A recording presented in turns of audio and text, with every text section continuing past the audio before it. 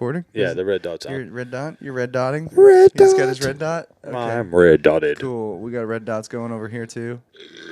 It is time. It's time! Wait, whoa. Once again. I can't say that stuff. I didn't mean it. Hold on. Wait. Don't do it. We can't afford to be sued yet. Yeah, not yet. We'll be sued one day. Give us time. Are we good? Are we good? Weenus! Huh. Oh, right. As is tradition. That was a solid weenus.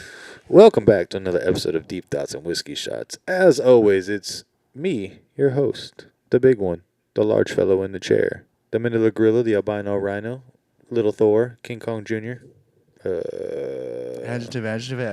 the Big Wing Doodle, Maintenance Maintenance Jesus, Maintenance these nuts. Maintenance these, and my name James, and as always, we're goofy today, fellas and ladies and gentlemen. So get used to ladies. Let's keep it real. It's all dudes watching this shit. Yeah, gentlemen and our wives. Gentlemen and lady gentlemen.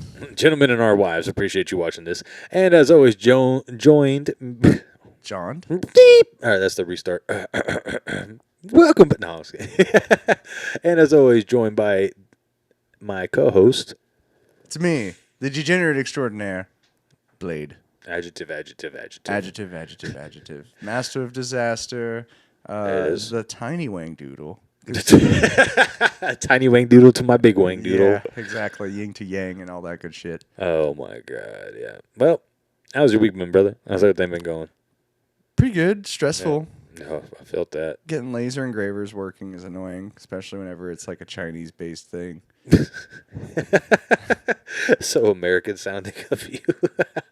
I went to the Shiner Brewery. Oh, yeah. No, well, go ahead and jump into that then. So you want to go ahead and show the people what's being featured on the camera there. What are we drinking today? So I got a new thing going on over here on my end of the camera. We have what we're drinking here. See, it's a lot easier for me to just point at and be like, look at that. That's what we're drinking. That is what we're consuming. Bet you I never seen that shit before, ladies and gentlemen. Shiner whiskey. That's true. It's Shiner corn whiskey. I got it on my birthday.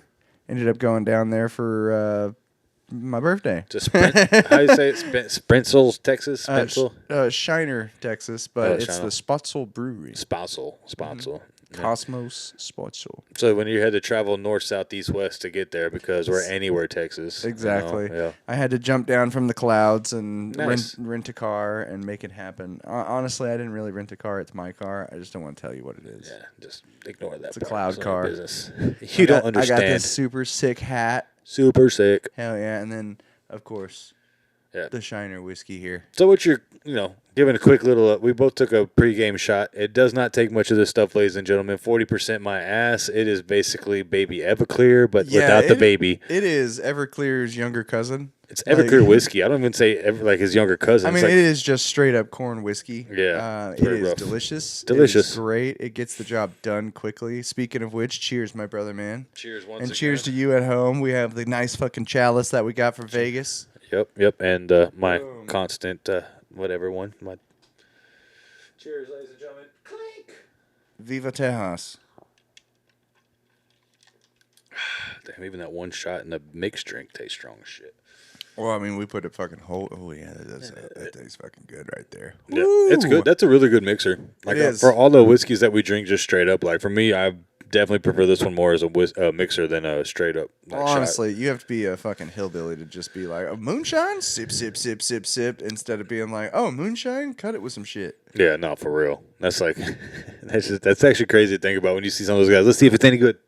Yep, went blind. What? Yep, that was me whenever my father-in-law was like, hey, we bought some White Lightning from a guy that was walking down the street. You want some? Holy shit. It was in a fucking milk jug and everything, and I was like, yeah, fuck it. And I sniffed it. And it was like, whoa. That's real. Yeah, that shit's that's strong. Oh.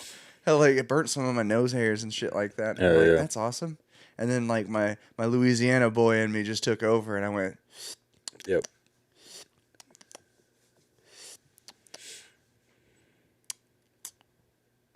that's pretty good. Like as you talk, they were all like, "What in the fuck?" Yeah, I was like, "Yeah, that was pretty good." Somewhere I'm just sitting there like, "I'm good now." Somewhere your great grandfather I can't see. Yeah. My fucking future children. They're just suddenly. You just see like the for real. You see like the future scene. It's like you playing like catch with your son or whatever, and next thing you know, he's like, "I'm going low. What happened, Papa? I can't see nothing." Oh no, honey, you put too much salt in the pork again. Yep, it's all your fault. Yep. That's right.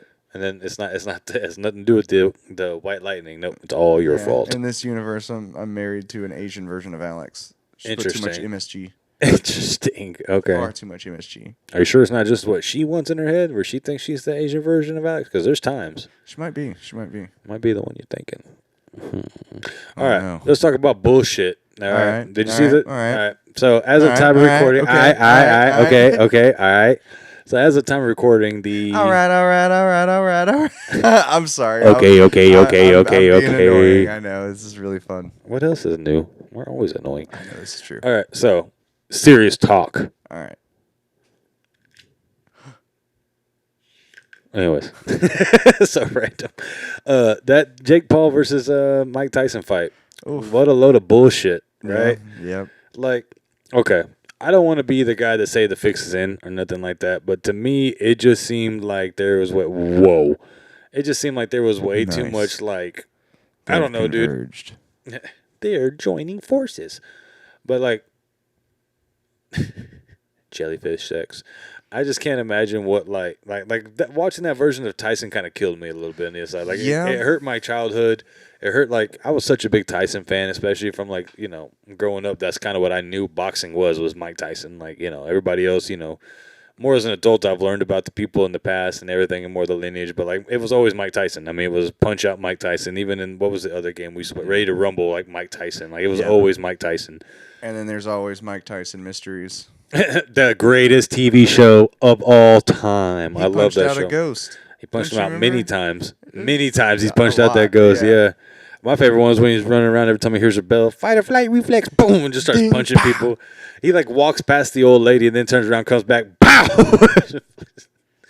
The reflex. Sorry, my fight reflex. Fight reflex. If you haven't had a chance to and you've never seen it, check that out. Mike Tyson Mysteries. R.I.P. the great Norm Macdonald. He was featured as one of the greatest characters of all time. Pigeon. And I know that sounds ridiculous to say the greatest characters of all time. A guy named Pigeon, but he is. Don't piss off your witchy wife. Oh no, otherwise she'll curse you into a pigeon. I wish for me to be a pigeon. What the fuck, you crazy bitch!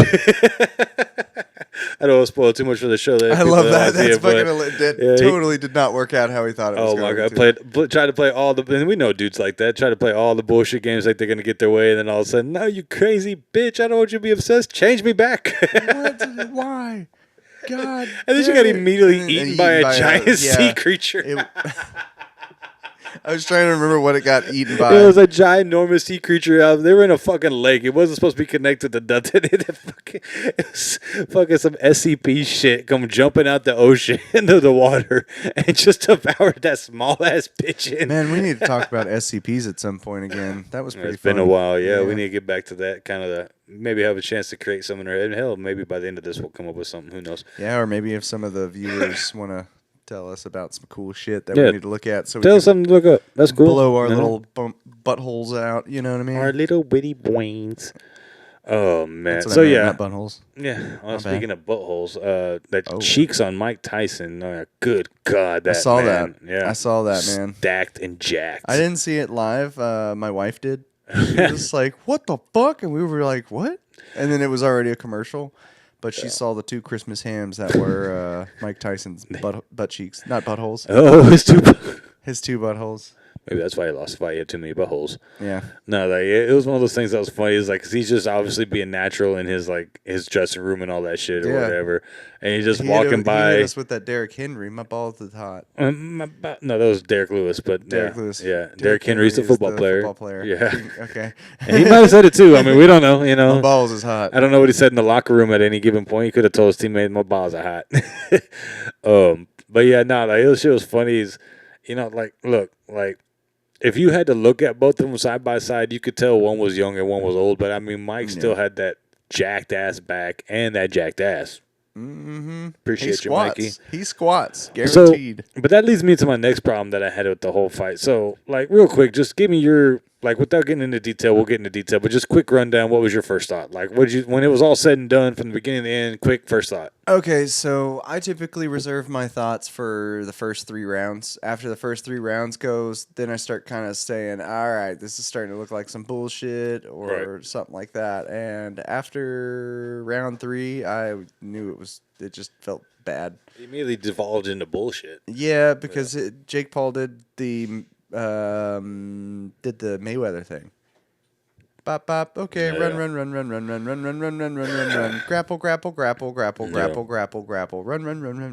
Punch. Run. Punch.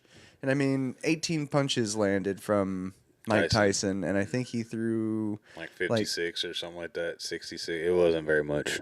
Oh, I thought it was lower than that. I thought it was like 25 to 45.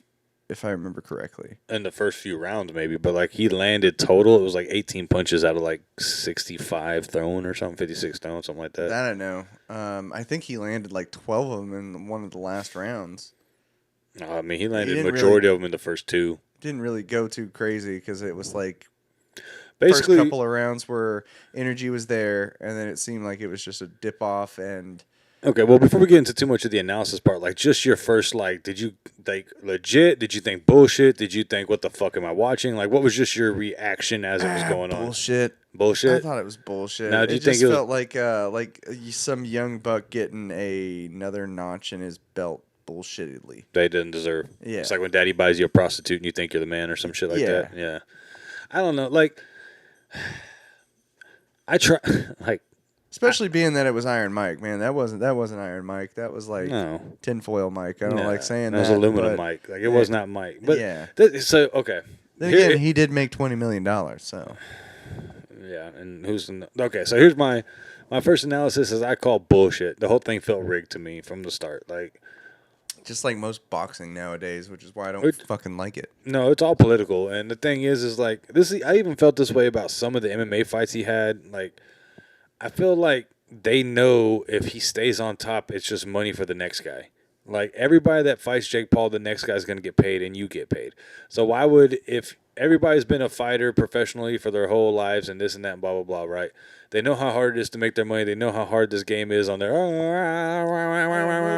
I don't know this man. I don't know any of these people. Oh, God, he's turning into different forms of Ryan Reynolds. At one point, it was a girl. But... So my thing is like, fucking thank God. So like everybody knows, like, if you've been in any kind of physical confrontation, or physical activity, or competition of any sort, you understand how hard it is to make some money. If you've ever made punched money, anybody in the face or gotten or punched been punched in the face, you understand it's not a life you want to live. So these guys had making all this money and this like that. It's like whenever he fought Ben Askren, Ben Askren, who was a great wrestler in his day, was never a boxer. Then he fought like Tyrone Woodley, who at that point was past his prime and was an MMA great hands thrower. I don't know about boxer. Yeah. The only time he's fought a real boxer that like been training his whole life was when he fought Tyson Fury's younger brother Tommy, who, middle of the pack as of right now. He's not no superstar prospect or nothing like that. Like, he's not a bad fighter. I wouldn't want to fuck with him in the streets or nothing, but like, he's your average meal, not scary in terms of boxing, you know what I mean? Like, he's not his brother. He's not Tyson. And then, and then he fights a 58-year-old man, and this, like, I just know the Tyson I grew up watching and seeing, like, even the post-prison Tyson when he was coming back and shit, like, it wasn't that guy. Like, yeah.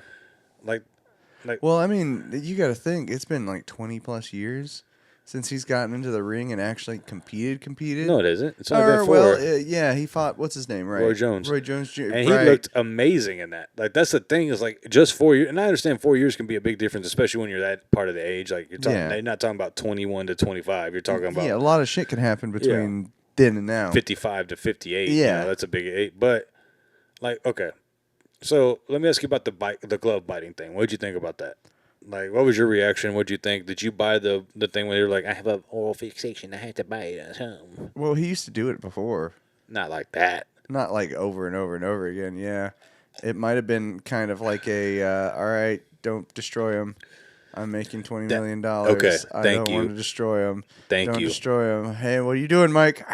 Yeah, that's kind of what. And I was talking to Alex about this when we were like doing our prep sessions and shit like that. But like to me, it just felt like there's so many times where he's bobbing and weaving and he's getting inside distance, and I'm like, man, fuck this weak leg shit. He's moving around. Like, we saw the Christmas hams. We know he's got legs. Yeah, he was moving around very stiff, but I feel it was like more of like a purposefully telegraphing. But I even think that's part of just like we're so used to seeing him so limber and nimble that like, anything less than what he was is obviously going to look like shit. Like, it's just when you're the peak, when you're the prime Mike Tyson, maybe the greatest ever at his prime. When you're the example of best fighter. Exactly. Like, when you're literally the example of destroyer walking Earth, the greatest warrior to walk or whatever, then and then all of a sudden he was used as an example in the Ippo boxing anime.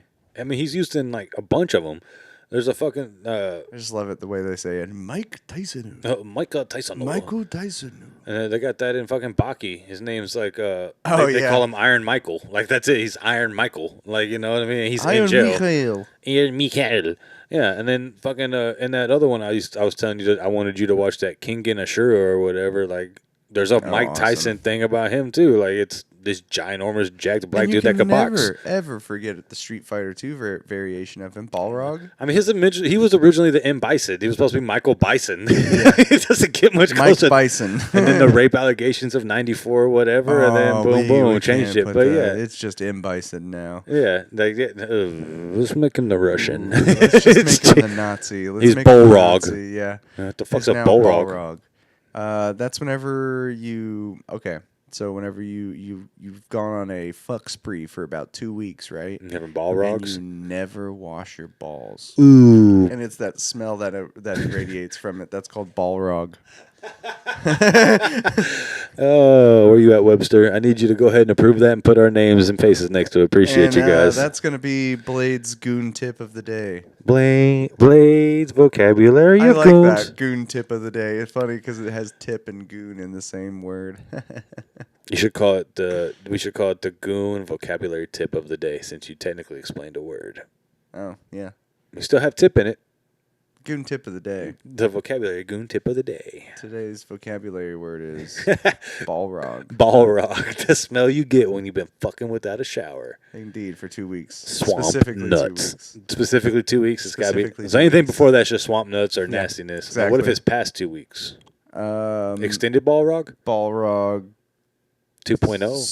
Super Balrog 2. It's got to be at least 4 weeks, right? 4 weeks you get Super Balrog. Exactly. And then your like nut hairs turn blonde and you shit. get like extra power. But mine and, are already you're there. angry. You're angry because your small friend was killed by an alien. Out of nowhere. No, my small friend, not an alien. His name was Krillin. And you're like, what the fuck's going on down there? Dude, can you shut up? I'm trying to sleep. Yeah, it's just irradiating toxic smells. You stop standing up. I can't sleep like this. Exactly. Anyway. Oh, my God. Anyway. So, yeah. The goon tip fucking... Vocabulary goon tip. 343. There it is. Wash your balls in ass. Please. And thank you. On the daily. Thank you. So, speaking of balls and ass, that fight, like we were talking about. So... In my opinion, every time he bit the glove, it almost seemed like he was like you were saying, like, no, don't do it. I got 20 million. Do it. You know, it's in the contract. Handle the fucking demon, Mike. Handle the demons. You're not the same guy you once were. Remember the quotes. You gotta handle your demons first, otherwise your fucking body dies. Because here's the problem I had, too. I fucking love making Mike Tyson voice. It makes me very happy. Well, I still respect the man. But he knows what he did. He knows what he did. Like, but it really felt like a guy taking the money, and like I really didn't think he would be that guy. And I mean, look, because there was one point when he connected in the first round, legit, and after that he stopped throwing punches. It's like I think he really fucked him up. I think he did too, because he almost put him on his ass with that little weird jab. Like it wasn't even meant to be a full fledged swing. He kind of like pulled his punch and almost knocked him ass. Like, oh no, I got stiff again. I didn't mean to do it, Jake. I'm so sorry, Jake. You know, okay, so the way that I like to do Mike Tyson's voice is you just put a lisp, right? On the way that Meat Canyon does Elmer Fudd. There you go. That's how I do it. Fair enough. Whoa. Oh, you're hurting me. Why you gotta make me do this? Yeah. Why are you making me do this, Jake Paul? Jake See, Paul. it's exactly that. Like, I love it. Jake- I love being able to explain how I can do accents. Try Jake- it at home in the mirror Jake- while you're beating off. Jake, you're gonna make me do it. I want to do it, Jake. Yeah. It's a great experience. But like, there was so many times where like he was moving in on the position, and he's like, you just know, like even an older version of Mike or the one that thought Roy Jones would have been swinging for the body or hitting, and like. Okay, it was kind of scary because the way that he was moving in looked like he was going he like Mike Tyson, that is, like, because it was very he's very big and compact, right, like he typically is, right, but it was just funny the way that he was taking steps forward and moving side to side like he was a weeble wobble. But that's always been his bob and weave style. That's true, but it just looked different because he was slower. And oh bigger. well, yeah. And it was just like. But see, that's what I was saying. That's what I was saying too. Like that's why, like, whenever you're used to seeing the guy go 300 miles per hour and then he only goes 100, it does make it look like shit. You know what it's I mean? like, dude, you're going a third of what you used to be, son. If even a third. But it makes sense, man. You're fighting Father Time as well, especially in that ring. Yeah, I don't know, man. I can't keep. To me, it just feels like I don't think it was real fighting, of course. I think he pulled his punches. I think the idea to keep Jake Paul undefeated and looking good or whatever for the next guy, because all these fighters like retired or no-name guys. Like, he hasn't fought a name that's well, unfortunately, active. I feel like this is like the new Mayweather shit, bro. He's the new fucking prize pony. He is. He's the new one that's going to be like, okay, we can fight, but you wear fucking 34-pound gloves, and I will wear my knuckles. Yeah. Like... And that's if you win, you make $100 million. But if you lose, you make $90 million or $200 million. Yeah, where you're incentivized to lose for him. Yeah, go ahead, make your choice, fool. I get what you're saying. Like that's kind of how I feel about like boxing nowadays. It's just like a bunch of bullshit. Damn, you going hard and heavy over there, son. You're gonna fucking. I just put like a little sip and then I was watching that whole time, son. Oh my god. Don't act like that was a big shot. That was a lot, son. No, it was not. Mark it here, guys. That was not a lot. James is gonna be like, "This is the fucking way that we can make America better." No, because I put too much of the soda in there, and I was As like, "Oh way shit!" to make everybody drink more of this shit right here. I will not turn to Joe Biden. Everybody. He just grabs a random kid. I'm like, where the fuck did you get that kid? And he likes to. The kid likes to touch my leg off hairs. Screen. I'm like, I don't even. Where did you put him? Well, I don't see him. It's the Magic Joe portal. Yeah, you're right. We do need more of this stuff. I told you it's good, man. That's fucking hilarious. Yeah. So just to kind of go through, but yeah, every time I saw him bite the glove, I saw like in my head, I saw him biting the glove when he should have been throwing a punch. You know, I saw a couple times where he moved in and then looked like he just didn't do nothing. Like you could see his shoulders wanting to move, like I want to punch him so bad, and just didn't. You know what I mean? I felt like there was a whole bunch of body shots he could have made to follow up with his mean ass uppercuts and crosses. Well, apparently he wasn't allowed to throw uppercuts at all, which is one of the things that's like, okay, so you're gonna take away probably one of his greatest punches. So that's like half of his moves. I mean, if you think it was in boxing, not really half, but you know what I'm saying. I think they say in boxing you got the four standard techniques, right? You got the cross, the jab, the uppercut, and hook. Yeah, and then everything to the body. But those are like the four main. I think that's the four main techniques. I mean, you got overhand, which is a combination of hook to body movement and shit like that. But I'm talking about just the four standard. You got your jab, your hook, your cross, whatever. That's more of an MMA thing, though, the overhand thing, because like that's kind of dumb to do in a boxing like setting. Nah, I mean, depending. I mean, because Mike Tyson used to put people away with the overhand with his little bobbing and weaving. He'd go down and just. Oh, that makes some more sense. Yeah. I mean, I think you're thinking as an overhand as more like Three Stooges shit. Yeah, I'm thinking Chuck Liddell kind of shit, like. Well, I mean, but if you think about, okay, so if you're fighting right here, an overhand is just technically anything like this while you're ducking away or whatever, you know what I'm saying? I definitely think of Chuck Liddell whenever that shit comes up. I mean, he had the nasty ones. Also, I think I watch a lot more MMA than I do boxing. I mean, no, you definitely do. Like, from everything we've talked about, like, I mean, I think I know more boxing than you do in terms of history of it, but, like, you know the general sweet science of boxing. You just... Oh, yeah. I wouldn't say you're like a... Like, you're a fan, but you're not like a diehard like you are when it comes to MMA shit. Like, I you're fucking love MMA. Yeah, I mean, no, like, well, speaking of which, we can get into that. So, like, so to recap, personally, I feel like the fight was fixed. It was set up for Jake Paul to win. Same here. For the That's next guy. 2 for 2 here at Deep Thoughts and Whiskey Shots. Yeah. We both agree that it kind of was bullshit. Yeah, and for all the streaming, and what sucks too is because the two fights before that I got to see were really good boxing matches. Did you watch the Taylor and Serrano fight? Yes, the girls. Oh, that was a good fucking fight, bro. The one before that, the Ramos and Barrios,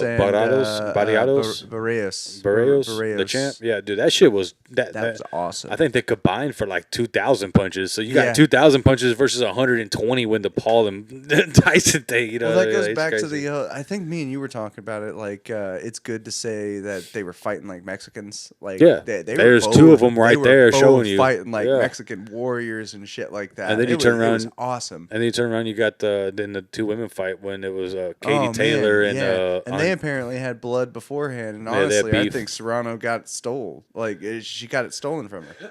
I don't know. I think it's a matter of opinion. You know, as an Irish person, I'm always gonna go for my country people. I understand that, but also, so here's the thing Taylor with that wasn't throwing too many good punches. Not a lot of combinations, and she kept going for the grapples. But she's a power and headbutts. Only got fucking called for like one of them. Okay, you're gonna be that person. I am. I was watching. I was watching that shit. Okay. That's a but here's the thing though, bro. Is like you got to understand like boxing styles is what makes things different. Like the Mexican Latino style of fighting is to keep your distance, not your distance, but to keep at range and move around and yes, be tough and stay there. But keep them in the green zone. You lead with your hands. Yeah. The European, Irish, fucking gypsy style of fighting is you put your head down. Yeah. It's not call it whatever you want to. Not dirty boxing as in like it's dirty, but it's like but if you're in a street fight, it's nasty. Like, yeah, it's nasty boxing. Quick jabs and those like phone booth boxing. I don't know what the fuck to call them. Like phone booth boxing. Like when you're up close and you're just boom, boom, boom, boom, boom, boom. Like I'm hitting you. I call that's dirty boxing to me. Yeah, well, like whenever you're up and close and it's getting like down and dirty, pretty much. Because in MMA terms, they call it dirty boxing because you're clinching them by the back of the neck. But I'm talking about like.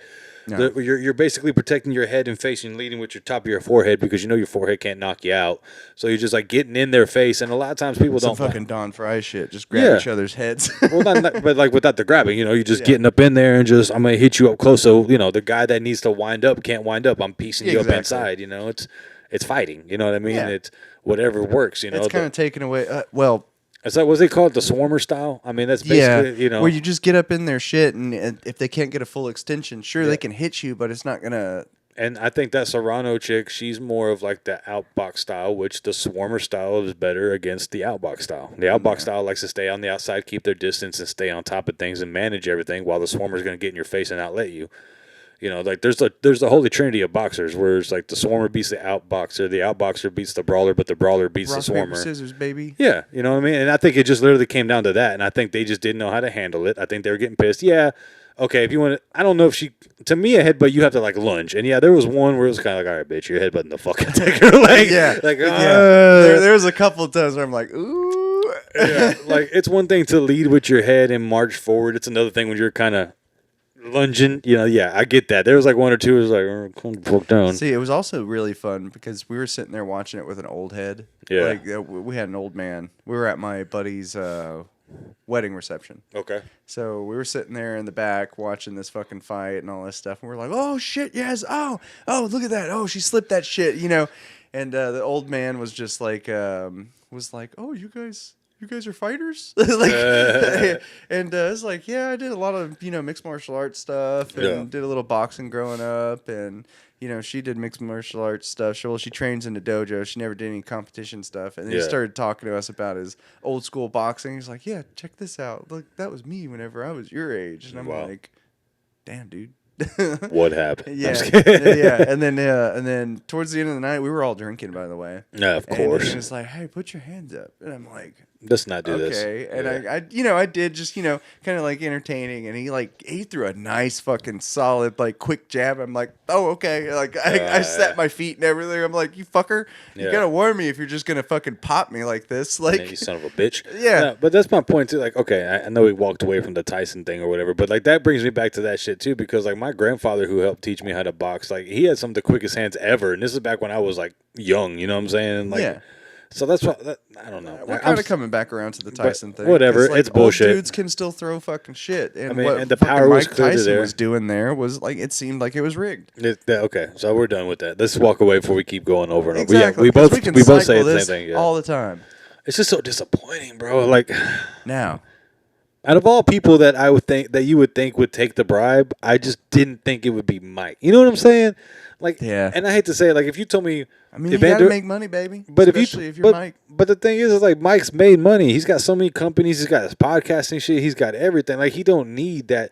Like if you don't look, and no disrespect to Evander Holyfield, one of the greatest boxers of all time, everything else. But everybody knows about the tax evasion situations and all that shit and the debt. If you told me Evander Holyfield took the payoff because he had to get out of debt, that makes sense. I get it. If you told me, who's that old Mexican boxer that kind of Oscar fell off? De La Hoya. Oscar, okay, fuck it. If you told me Oscar, but he owns a lot of shit now. But even so, like with all his problems, just to be in the limelight, I can see that. If you wanted to pull one of them guys, I can see it. But That'd it's just be like fucking cool. I'd watch that. Unfortunately, Oscar De La Hoya was one of my favorite fighters. we gotta go down school, like old school. I always fuck. It's gonna sound fucked up. I was never a huge De La Hoya fan. I respect the talent, but I blame the Olympics. That's part of it. That's really the only reason, because I really like watching the Olympics. Yeah, he was a great Olympic boxer. Oh my god, Olympic boxing, Yeah. Olympic boxing, Olympic judo, anything like that's combat sport Olympic. Yeah, I love that shit. It's like See our previous episodes where we talked about the Olympics. Yeah, we talked about the fencing lady and how she fucking came back. Yep. Good shit, by the way. Good shit.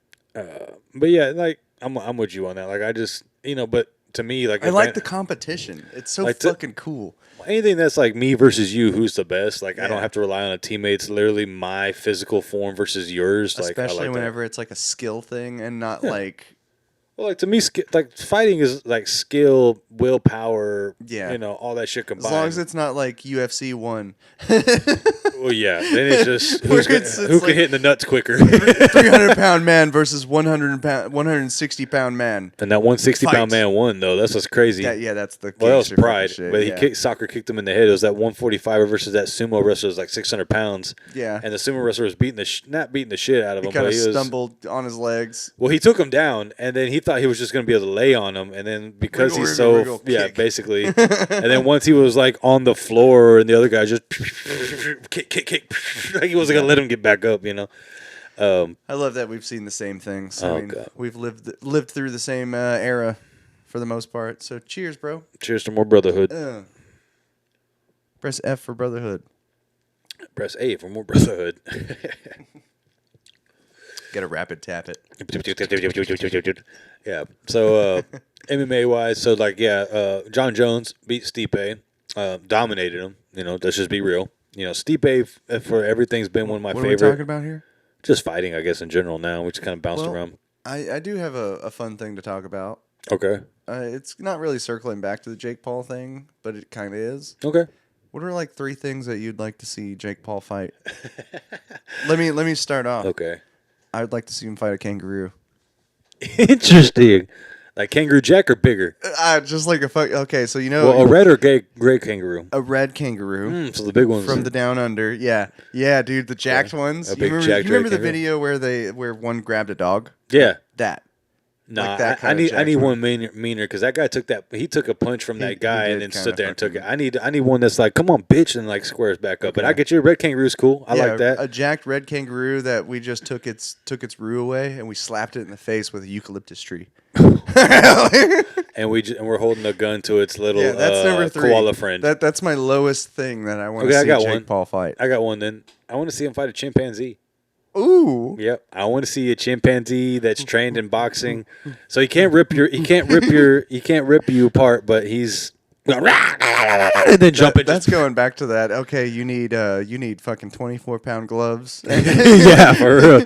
But it's gonna be a motherfucker if you get hit by that 24-pound glove. I don't think it matters. I think a 24-pound glove for a chimpanzee is just another toy. Honestly, because you got to figure. And I'm talking about one of them big, because we all know how chimpanzees and primates, their whole muscle system is like ridiculous. All right, so I want to grab this little peanut. It's like whole arm muscles clinched together all the way through the shoulders and back, all the way to the lats. Yeah, like there's one muscle, it's huge. There's one speed kind of looking shit, and still somehow it can be delicate. That's what's crazy. But yeah, I want to see because I thought about saying a gorilla, but it's like that's stupid. Like a 500-pound gorilla versus a guy like whatever. But you gotta have to make it reasonable. Like, yeah, that's kind of where I'm going with it too. Like, I don't want to be. I want to see if I can. Because I want to fight a kangaroo. I feel like I could take a kangaroo. See, I don't think I could take a chimp, but like, I feel like if a chimp's trained in just a box and won't bite my wiener or try to rip it off, like, I'm okay with that. If it knocks me out, it knocks me out. It has to wear a fencing helmet. Yeah, like if it's like the MVP one that like whenever he knocks him out and he just over your body. All right, man, you got me, Bubbles. Fuck you. I'll catch you next week. You know, like I would love to spar with one that's trained to spar that doesn't get mad. Like if you hit him, he's like, you know, like an actual, you know, give me Diddy Kong. Let me fight Diddy Kong. Hit him with that liver punch that paralyzes you. For like, and then as soon as he starts to take off the mask to bite off my dick, I'm like, banana. And you know, everything's cool. You know, I'm sorry. Here's a banana protein. Hey man, my bad, bro. It was a mistake. And he's like, you know, like whatever. Yeah. So like, I think a trained chimp. I love that shit. I think it's hilarious. Especially the way they like lunge tackle it. Could you imagine a chimp going from all it's just right in your face and then hitting the ground? It's just nonstop. Please stop, please. God, that would be a nightmare, bro. Just nonstop hammer fist coming from the sky. God, please stop. 200-pound fucking cannonball. You should have brought the 10-pound bag of bananas, bro. You can't afford this shit. Hey, fucked up. He knows he's getting 30 mil of bananas if he beats your ass, Jake. He ain't worried about your payoff. Yeah, he said, no, I don't want your money. I want your bananas. But God, I think it'd be hilarious to see, because you said the red kangaroo, and I think it'd be funny to see Jake go in there with that weird-ass stance and then just on the hind lines, boom. That's the thing I'd be worried about is getting kicked by a kangaroo. Holy shit, dude. Talk about terrifying. Because you just think about the shoe size, right? Like, I wear a size 13, and if I kicked you in the chest, I think we measured it that one time. It's like it'd be a like giant rabbit. Well, like, think about it like this. So, like, when we were drunk and playing around one time, I took off my shoe, and I was like, look, if I kicked you in the chest, it would be your whole chest or whatever. So, you take my size 13 wide shoe and I guess double that. Like, holy shit, you're talking about. Because they have, like, rabbit feet. Yeah, like huge. That kangaroo. They're marsupials. Marsupial feet. And I think it's just one of them crazy. And plus, you just figure all that power. I mean, when you're hopping around, like, you don't normally walk. You just. I mean, they jump like at, what, 5 to 6 feet? If you put a kangaroo's thighs on any bitch, it'd be one thick-thighed mommy. I'm just saying. I'd have a lot of restraining orders. Okay, so a kangaroo and a chimp are two of them. My next one. It's not really one. It's like a group kind of effort. A 7th grade football team. I would like to see Jake Paul fight a 7th grade football team. Damn, I want to fight a 7th grade football team. 33 kids. 33? 33 kids. You don't need that many kids in. I know, but that's grade. that's a 7th grade football team, right? 33 seems like I don't feel. Yeah, that's probably about right. Because like you have 22 starters. Yeah, and then backups. And then you have backups. Right. Say at least 30. 33. Yeah. I think I could take 33 7th graders. You think so? I mean, unless there was a couple of them that were like me when I was in 7th grade, were just stupid tough. Now you're limited, right? To boxing stuff. Like so, it's well, Jake Paul. It's Jake Paul wearing boxing gear, like the boxing gear that he wore last time. But can they tackle me and shit full force? Yeah. See, because I feel like if I saw them coming, I could brace for the tackle and they wouldn't be able to take me down. But it'd be that asshole that chop block you from the side. Street Fighter shit right here. Yeah. It's like, oh god, I'm fighting a fucking because it's not 1-on-1. A Brazilian forest monster that's electric. Right. That's fucked. That's how the chimpanzee would fight in my head. I'm just a boxer. What well, look at Balrog. I mean, he helped, but he also knocked out a fucking elephant or killed an elephant. Not knocked him out. He killed the elephant in one punch. Okay. But just so you know, what's his name? The electric monster guy. God, I can't. Blanca. That's exactly how I think a chimpanzee would fight. Just spinning and just like just nonstop coming at you. Oh God, he's over there now. You just have to constantly be on your toes. Okay, so 33 7th graders. Interesting. I think. How many do you think you could take? Oh, what? Like if you were in that situation and they were just wave after wave of 7th grader, how many do you think you could get through before you're like, I'm tired. I can't do this no more, boss. Probably 2 classes worth. Because I feel like I could legit knock out 25 7th graders in one punch. If I'm going to be honest, if I'm going all out, right? Yeah. If I'm like... No guns. No guns, of course. Like it's just straight martial arts and beating ass. Yeah. And it's 7th graders. Yeah. 7th graders are bigger now. Yeah, that's true. But I think I could put, man, if I could put dudes out with one punch. True. I guarantee I could put out a kid in one punch. As long as they're not kids like me.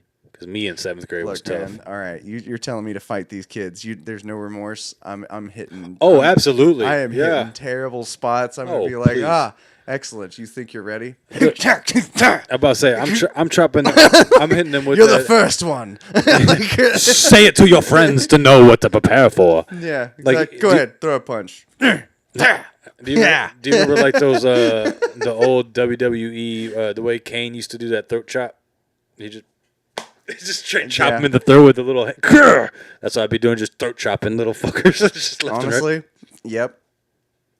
I'd pull some Sanji shit. I'd just be like, hands in pockets. I'm gonna fucking kick all y'all's asses. Light a cigarette. Yep. Let's go, motherfuckers. Whack, whack, whack, whack, whack. Yeah. Whack, whack, whack, whack, whack. Yeah, for real. You can't see, but my foot's going all like. He's kicking like crazy. One Piece Sanji, you know who it is. So I'm glad you made a One Piece reference. Look at you, motherfucker. You're love this, man. Okay, 7th grade is funny. That's good. That's a good one. Okay. I know, right? Like, it doesn't have to be serious. This is great. Okay. I love this shit. Okay. Piggybacking off of yours, but adding to. Okay. I would love to see him have to fight the entire. I don't know if I should even say this. It's so fucked up. The whole paraplegic swimming team. No, from but the University of Colorado. Close. Close. So specific. Okay, so do you remember back in high school how you had the special needs kids that were functional enough that they could help out with day to day, and they were, not like completely out of it, but they could still handle day to day stuff, but still have that special needs strength? He's gonna be like Eddie Phoenix. I didn't want to throw names out there. I'm sorry. We love you. I love you. Yes. But I want to see him have to go against the entire 12th grade. I'm going to go ahead and just put a beep. Yeah, I would do that on that one. I would definitely. But I would say the entire 12th grade special needs team, the ones that do the Paralympic games and stuff like that, like, they're functionable and they can actually, be athletes and stuff. I want to see if he can handle all that, like, mental strength. I don't want to say the actual word, but you know what I'm talking about. Damn, he doesn't want to make him fight. He wants to put him through mental aptitude tests to see if he is retarded. Yeah, I just want to know where Jake classifies with the rest of them, because I feel like he would fall in that class. Have you heard that guy talk? Holy shit. Hey, yeah, he seems like his brain is addled. I'm ready to fight, and like, dude, the way he very talks, sleepy. Like 24/7. Like, it's not even sleepy. It's like dumb. Like, you just seem dumb. Yeah. I like to call those people mouth breathers. And like, yeah, like, dude, if your brother didn't make all that money on YouTube, and if you didn't make it on YouTube, you'd be working at a McDonald's somewhere. Like, you can see where you're at. You know what I mean? There ain't nothing wrong with we like our burgers cooked, but I'm just saying, like, don't sit there and pretend like you're this dude with this old. Like, you fell into a lot of lucky ass situation. You know what I'm saying? Yeah, so, that whole straight up, it's the people you know, and it just so happens to be your brother. Yeah, and just so happens to somehow or another grow to be one of the most popular, biggest YouTube channels of all time. And an Englishman. And you've betrayed your country. And then you moved to fucking Puerto Rico, so you don't have to pay taxes. I would never ever say that. He moved to Puerto Rico to avoid paying American taxes. I mean, that's a thing. I understand that. I get that. Oh, is that why he's fighting out of Puerto Rico? Him and his brother have a giant fucking compound mansion. They might have two at this point, but they have places in Puerto Rico where they fight and train out of. So a compound mansion. Fuck yeah, bro. We'll have to name. I want to put it on the border of Texas, Louisiana, and Arkansas. So fuck all this other talk. Let's talk about what our compounds would have. No, number one. We have number ones. Shit, we have number ones. Okay, so what's your number one? Nicolas Cage. Just Nicolas Cage. I want him to fight Nicolas Cage. Okay, but what version of Nicolas Cage? Are we talking about Ghost Rider Nicolas Cage? I'm talking National Treasure 2. He did knock out a guy in National Treasure series. I don't know which movie it was, but he punched that guy. It was the first one. The first one? National Treasure 2 is the one I want, though. The older Nick Cage, where he's a little drunker. Okay, well, you actually just helped me out. I want him to go against Jackie Chan, but Drunken Master Jackie Chan. Yep. I would hate that. I would hate it too. Like, you could think you're beating his ass, and he's just and they just keep coming at you. That's our list of things that we want Jake Paul to fight. Holy shit! Do it, pussy. I want to see you fight a kangaroo. Seriously. Nah, but what he'll do is he'll probably turn around and call out like Muhammad Ali, who passed, and be like, "I could beat Muhammad Ali up," even though he can't be here to fight. Too. Yeah, you know what I mean. Like, he's gonna pull some bullshit. He's gonna be like, "Yeah, me and Stephen Hawking are next." You know, some shit like that. You know. Yeah, like, I'm ready to fight Stephen Hawking. Yeah, I think Stephen's finally a big enough name for me. I'm ready to fight Bill Gates. I'm calling you out here, Bill Gates. What's the one me and you. What's the one that got caught with all the racist shit that owned the Clippers and somehow ended up making more money even though he got called a racist? Bob Ballmer? Lazar. Fuck, it wasn't Bob Lazar, asshole. I know it wasn't. Anything Bob Lazar has helped us with a lot of shit, dude. He's taught us a lot. Oh my god, that was funny. So compounds, you say? Yeah. So what would be like the goofy shit in your compound? Like obviously we'd have our turrets and our high walls and our protection grids and whatever and blah blah blah. You know, the farm. But what would be like the goofy like? All right, let me give you an example. All right, here's the first one. I want a full functioning bowling alley in my compound. I don't give a fuck if it's a zombie apocalypse or World War III. Cool. I want a bowling alley so when my guys are chilling, we can bowl. Yeah, I think mine's a movie theater, bro. Nah, sales is my number 2. Yeah, mine would be a want to combine our compounds? Let's say we're designing a compound together. We get 3 options. A billiard hall. I would have a billiard table. I didn't get to go second, man. Okay, so we got a movie theater, a billiard table, a bowling alley.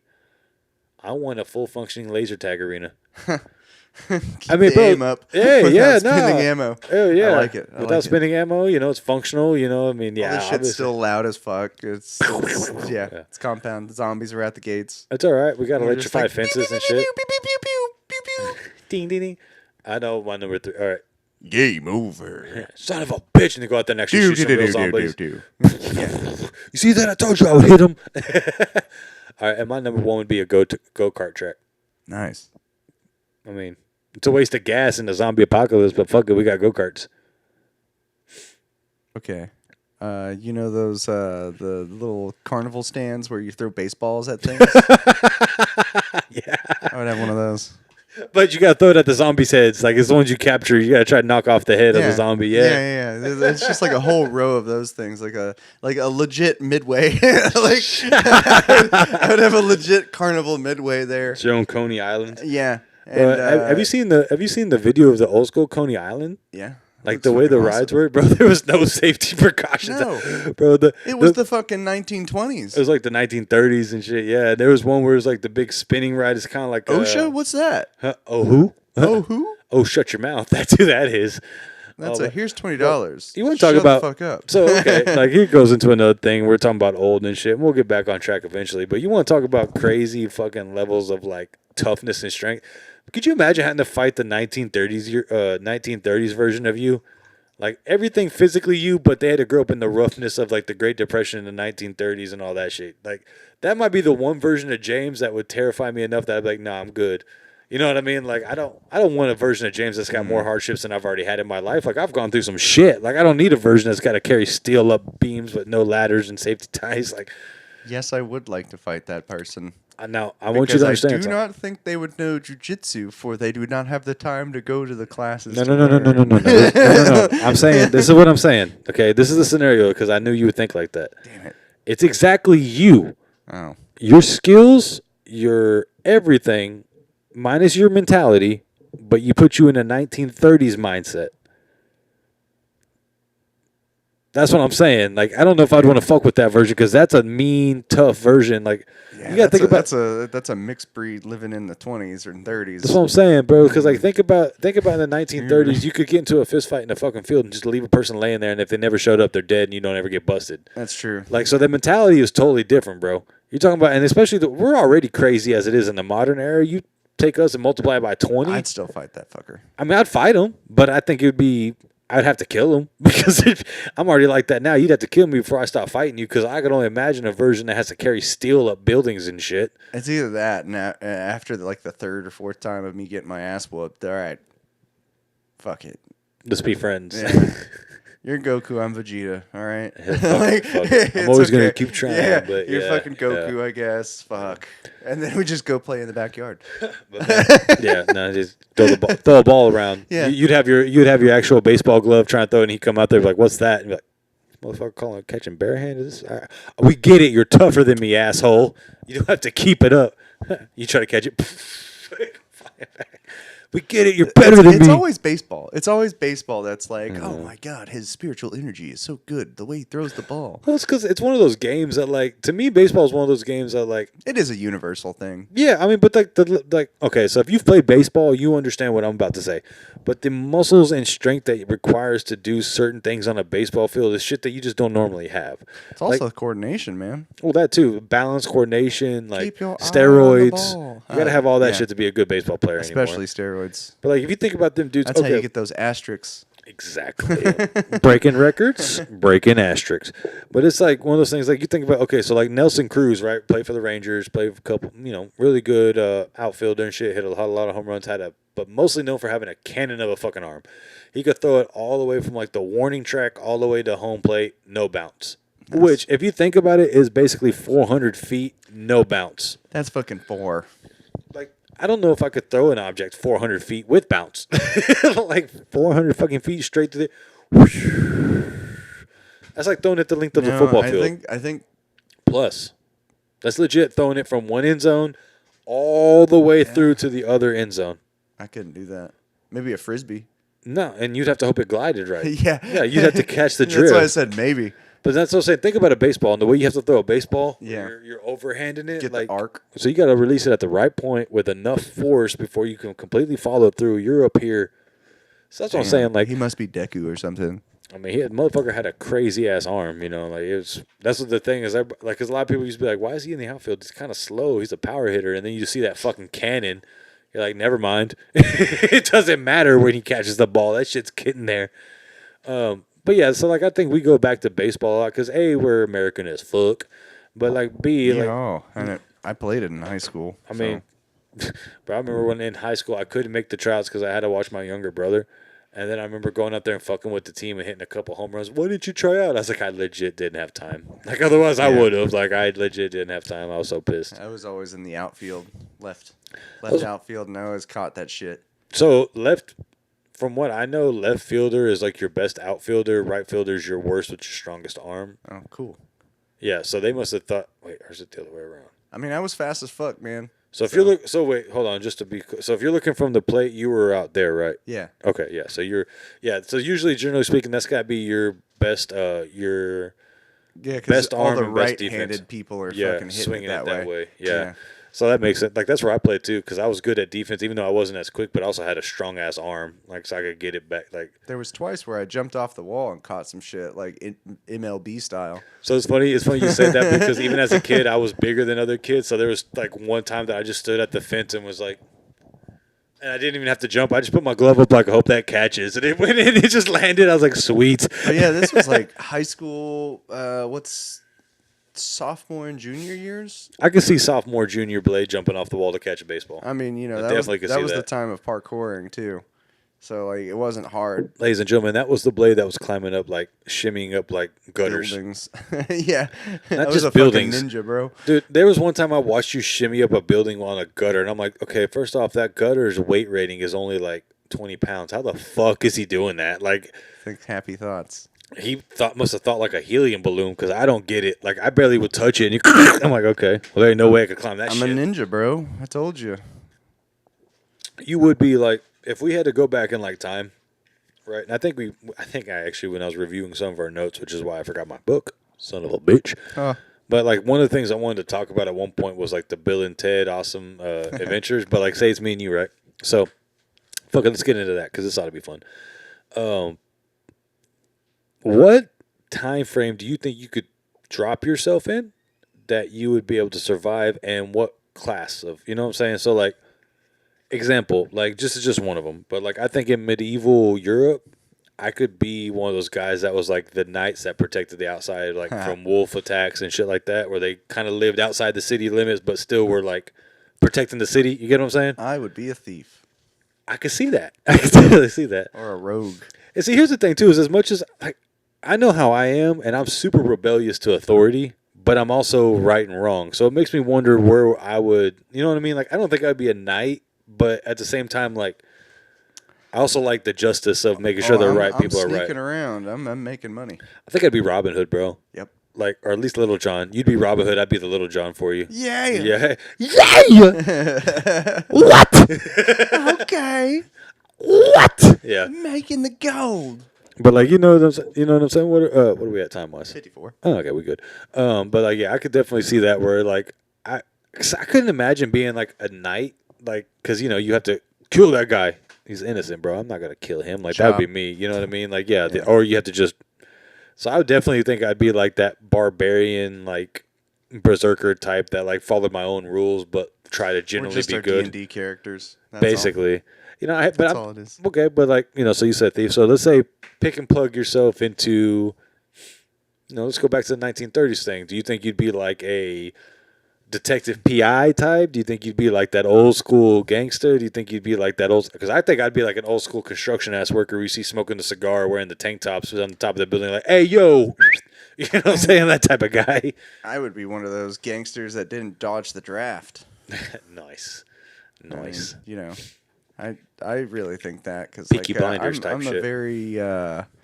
I'm a community-based guy, and Yeah. back in the day, that's what gangs were. Gangs were Community. the community. See, that's the thing too. Is like I think I'd be that guy with you. Like I'd just be like, like in that situation, it's like slim and thick or whatever, and it's like, it's definitely like the hey boss, what we doing today? Yeah, it's like, shit. hey, we got union workers over here. Yeah. Everybody needs to pull their weight. So And then that as way we I'm can keep eating our it, jobs. as I'm eating a ham sandwich, I put it down to go settle the dispute. Yeah, exactly. Hey James, they're trying to unionize. Okay. Yeah, like go bust a union up. I think I'd be okay in damn near every time frame, except for prehistoric. See, I think. Well, so here's the thing. I don't think anybody could possibly be okay in prehistoric just because it's literally survival. Yeah, it's like, hey, do you know how to make penicillin? Hey, do you know how to make electricity? It's that kind of thing. But the thing is like you gotta also figure if you picked and plugged us into that time frame, we would understand real quick. Ah, shit. There's no fucking electricity. Like I better come up with fire. I better come up with shelter. Yeah. Like our brains would wire pretty quickly. Now, probably the first couple of days, why? What the fuck? Well, it's immediately as you get the time you get sick, it's over.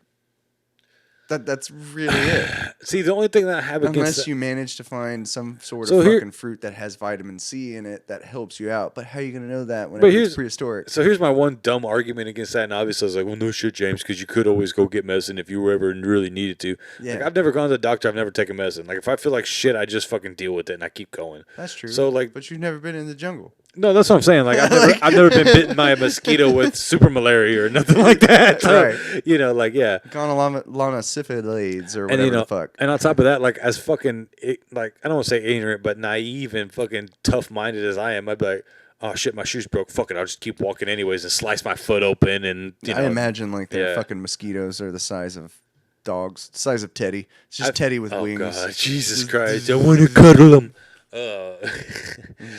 I feel as they give me super AIDS. Just a giant fucking needle goes through your chest. Sucks out a quarter of your blood. It's okay, I'm drinking it back. So pale. Speaking of sucking a quarter of blood, so Ooh. Here's what's funny too. So I was reading this article and they're talking about Diddy in jail, right? Sucking a quarter. So they said that Diddy might be the dumbest federal prisoner of all time. Here's why. No. So they're saying in some of like his letters, like he's already been busted for contraband so many times. He's not even trying to hide this shit. Like he's just got it out and open. Like he's just got shit that he ain't supposed to have. Like almost. You're not supposed to have that baby oil. Oh man, come on, man. Come on, man. It's only 13 bottles in jail. I have no idea what he sounds like. So I don't either. I can't even make a good. I can't make a good. But whatever. We all know P Diddy, Long John. Come on, man. Come on, man. Yeah. Fucking come on, man. That's my baby. That's my fucking my baby oil. I need that for lubricating. Yeah, Ciroc or whatever. But yeah. So they said that he's been writing his letters. You know how like every letter you write. Listen, just so if you don't know, okay, when you go into jail, they're reading your fucking letters that you're sending out. If you are sending anything out of jail, they're inspecting that shit, right? Pretty common sense shit, right? Same thing in the military.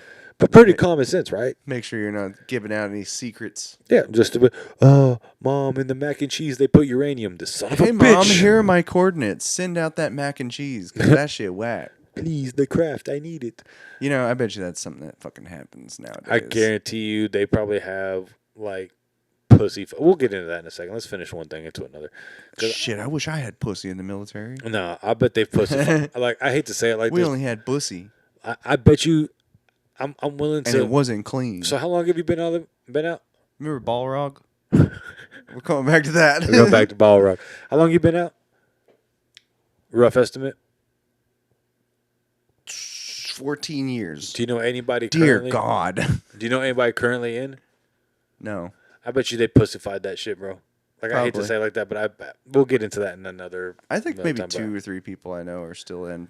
But those guys have been trained classically. I'm talking about having to bring in these new fucking 18-year-old kids that. Well, I've heard some stuff and it makes me want to re-enlist. I'm like, excellent. You just want to bully somebody. That's your problem. I really fucking do. You just want to bully. I want to bully some motherfuckers. I am mean. I'll be completely fucking honest. I think everybody needs to get slapped with the big dick of adversity in their face, and then I agree. Then they learn. Oh, okay. So when that big dick comes flapping my way, I'm supposed to.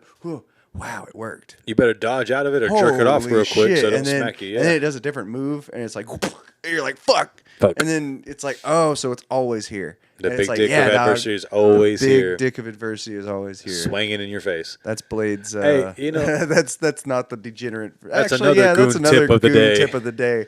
Goon tip 300. But you know, the big dick of adversity is always swing in different directions. One of James's man codes. So let's get into this because it actually leads right into one of James's man codes. We started this last time. We're going to keep it going. But that's how I've always felt too. Like I don't like, not that I get into it with my wife about this, but like I don't have a problem with the kids having to do hard shit.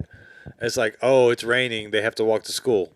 Tough shit. Figure it out. Like, and I get it. You don't want them to get sick and everything like that. That may make me sound like an asshole, but like I did it. You know what I mean? Like I walked to school no matter what the temperature was. Like even if they offered me a ride, no, I'm good. Like I put myself through situations to make myself tough. And if, granted, it's stupid. Like I understand. Don't want my kids getting sick and nothing like that. But like, if it's like, oh no, the internet went out. They'll fucking live. They'll be fine. Like, yeah.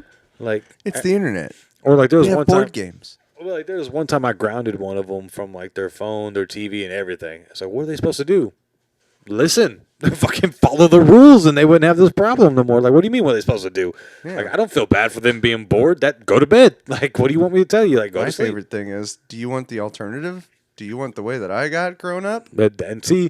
What's that like? And then you're like, all right, man. Look, you don't want that. I grab you by the ankles, and I hit you with a leather strap, a.k.a. a belt. Yeah. See, like, no matter how much you squeal, you're getting hit more. And see, here's and this again goes back to just the different of generations. Like when my dad used to hit me with the belt, like I used to laugh at him, thinking I was being tough. It hurt like a motherfucker. Don't get me wrong, but he'd be like, "Is that all you got, old man?" Yeah. At some point, you become desensitized. Your and butt cheeks become just as leather as that belt that is slapping you with. Let me put like an example like this, like my like not the trauma bond or whatever, but my childhood versus the kids, right? That's what we're doing. I started with the hand, then it went to the belt. Then I went to a paddle that my dad fucking found at a fucking thrift shop one time. It was a wooden paddle, like fucking about yay big, wooden paddle, big ass end. Then that didn't work, so he fucking sanded it down and drilled holes in it for aerodynamics. Hell yeah, aerodynamics and fucking, what is that, surface tension. Then that wasn't enough, so he put a little bit of leather strapping around it. Man, he was like, when my hands get sweaty, it tends to fling out of my hand. And what if I add a no, not the handle. The part connecting to your ass that had the holes in it also had a leather strap going across it too. So you just got an extra little, there's a little extra whip to it. And then I was again acts as a dissipator. I hate that. It hurt like a motherfucker. Okay, hurt bad. But this is what I'm saying. Just the difference in mentality. I still would be like, is that all you got? Then it turned to straight hands. Then we just started throwing hands on each other like we were fist fighting. So like now you look at my kids. You're grounded from your phone. You're grounded from your TV. Go to fucking bed. I'm not gonna hit you because I know how shitty that is. I'm not gonna put my hands on you. I'm sorry. Like I don't agree with that. Like that's how you build resentment. But it's like one of those. Yeah. Bro. Like my dad died, and I still have some there's things that still need to be said. Like There's just being necromancy. real. There's always necromancy, James. I'm trying. I'm learning slowly. I'm only at level 1, but you gotta get to like level 10 before you can start achieving like bringing them back. But you know, like real talk, like honest to God talk, like the deep thoughts of the whiskey shots. Oh no, like there's resentment and fucking anger I wish I could discuss with my dad. Like, especially as a grown man, like, hey, motherfucker, like, this is why I am the way I am. It's all your fucking fault. And at the same time, I fought against what you made me to be who I am. Like, but I also don't hate my dad anymore because the things I used to resent and hate him for have also turned me into a man that can handle any situation thrown at him. Yeah. So it's like that weird combination of like you hate it in the moment because you just want to do nothing and chill and be relaxed and fuck. Well, that's the adolescent rage, man. Yeah, that's and it's like, oh, you're telling me what to do, man. Dude, there was one thing that both my grandfather and my dad told me. Now that they're both gone, I can sit there and say honestly and look you in the face and tell you that it's true. But they both told me one day you're going to realize we were right and you're going to be like, fuck, why didn't I start listening? Yeah. And it's like, God damn, everything they told me wasn't to try to sit there and keep me under their control. It was because, look, man, I know that anger you got is going to get you in trouble. How do I know? Because I've been in trouble. Yeah, it's mine. And it's like, I see it in you. And I was like, now I'm doing the same thing with my boys where they, you know, one of them has a heart condition. The other one's a little guy. And they both want to sit there and act like they're tough as shit. And I'm like, guys, you're not me. Like, don't be me. I don't want you. Like, I fought my whole life so y'all didn't have to. Yeah. Like, that's my whole point. Like, I use my hands so y'all don't have to use your hands. I've done some dumb shit so you could do some smart shit. Like, you know what I mean? Like, that's my whole mentality. It's like, when I'm telling you, hey, just walk away, it's not because I'm calling you a pussy. It's not because I know what the fuck. I've spent the night in jail for fighting over some dumb shit before. Like, I know what that looks like. Like, it's not good for nobody. Nobody gives a fuck for it. You don't get a golden star attached to your name. Hey, guy, you got some street cred. You're really tough. I mean, the wrong people give you those gold stars. Yeah. And at the end of the day, you stay in that fucking path. You're always in fucking jail. You're always thinking, like, bro, I'm 32 at this point. Like, I don't want to think about. I try to settle my problems with my mind before I ever have to get physically violent. I know a lot of times we talk about getting to that point. That's just us expressing and venting, you know, taking it to the extreme or whatever. But real talk, like if someone's irritating me, I'm going to try to talk it out with you before I knock you out. Yeah, I don't ever like putting my hands on other people or putting holes in them. And I think part of maturity is understanding, like, I know how dangerous I can be. Like, if you piss me off to the point I put my hands on you, I'm not going to stop when you're falling down. I'm going to beat the shit out of you.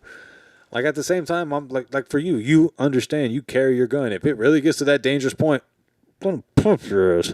It is what it is, you know. Honestly. You know, like, so we're mature. Especially if like a fucking 320 Kimbo Slice looking ass motherfucker is just like, all right, motherfucker, and it's got his hands on me. So basically, anybody that's not me that he loves, he'll pop a cap in your ass. He'll at least give me 2 warnings. Yeah, at least 2 before he starts shooting. But yeah, no, like I think I'll shoot you in the foot. It's a big foot. It's a big target. But I just think that's like part of the maturity aspect of shit. I'll plug it with baloney. Thank you. I love that. But I hate baloney. Shit. No. All right. So I want to kind of end on something funny. So we're talking about the whole, going back to the whole Diddy's the worst fucking prisoner thing, right? Okay. So they're saying he's putting information in these letters. You know, again, they're reading your letters, ladies and gentlemen. Don't think they're not. So he's putting information in his letters like, hey, don't let Please hide all the cocaine inside of the flour. Make sure the child pornography underneath the desk is eliminated. You know, like it's like shit like that. Like it's all that butt play that me and Justin Bieber did, hide that underneath the coffee can. Tell Meek Mill to stop texting me dick pics. I can't take it no more. Hide the box of chocolates of Meek Mill's butthole. The butthole prints of Meek Mill. I don't care where. Just hide them. But don't eat them. I want them when I get out. Don't eat them. I want them when I'm out. Yeah. So, like, apparently he's putting shit like that. And then, like, hey, move this money here so they can't. Like, he's, like, putting some real dumb shit. Move all the money that we made from the child porn over here so they can't touch it. To the Swiss bank account. Here is the account number. Nah. So that way, in case the feds are looking, they will not shut down. So we're making jokes, right? But I think legit one of the letters was like, hey, take the money out of this bank account and put it in your name. And it's like, okay. Really? Hi, this is Diddy. Please be an accomplice in my shenanigans. I know I'm going to be arrested, and I have millions of dollars that I don't want to pay. Just remember, I have all those videos of you giving Blumpkins to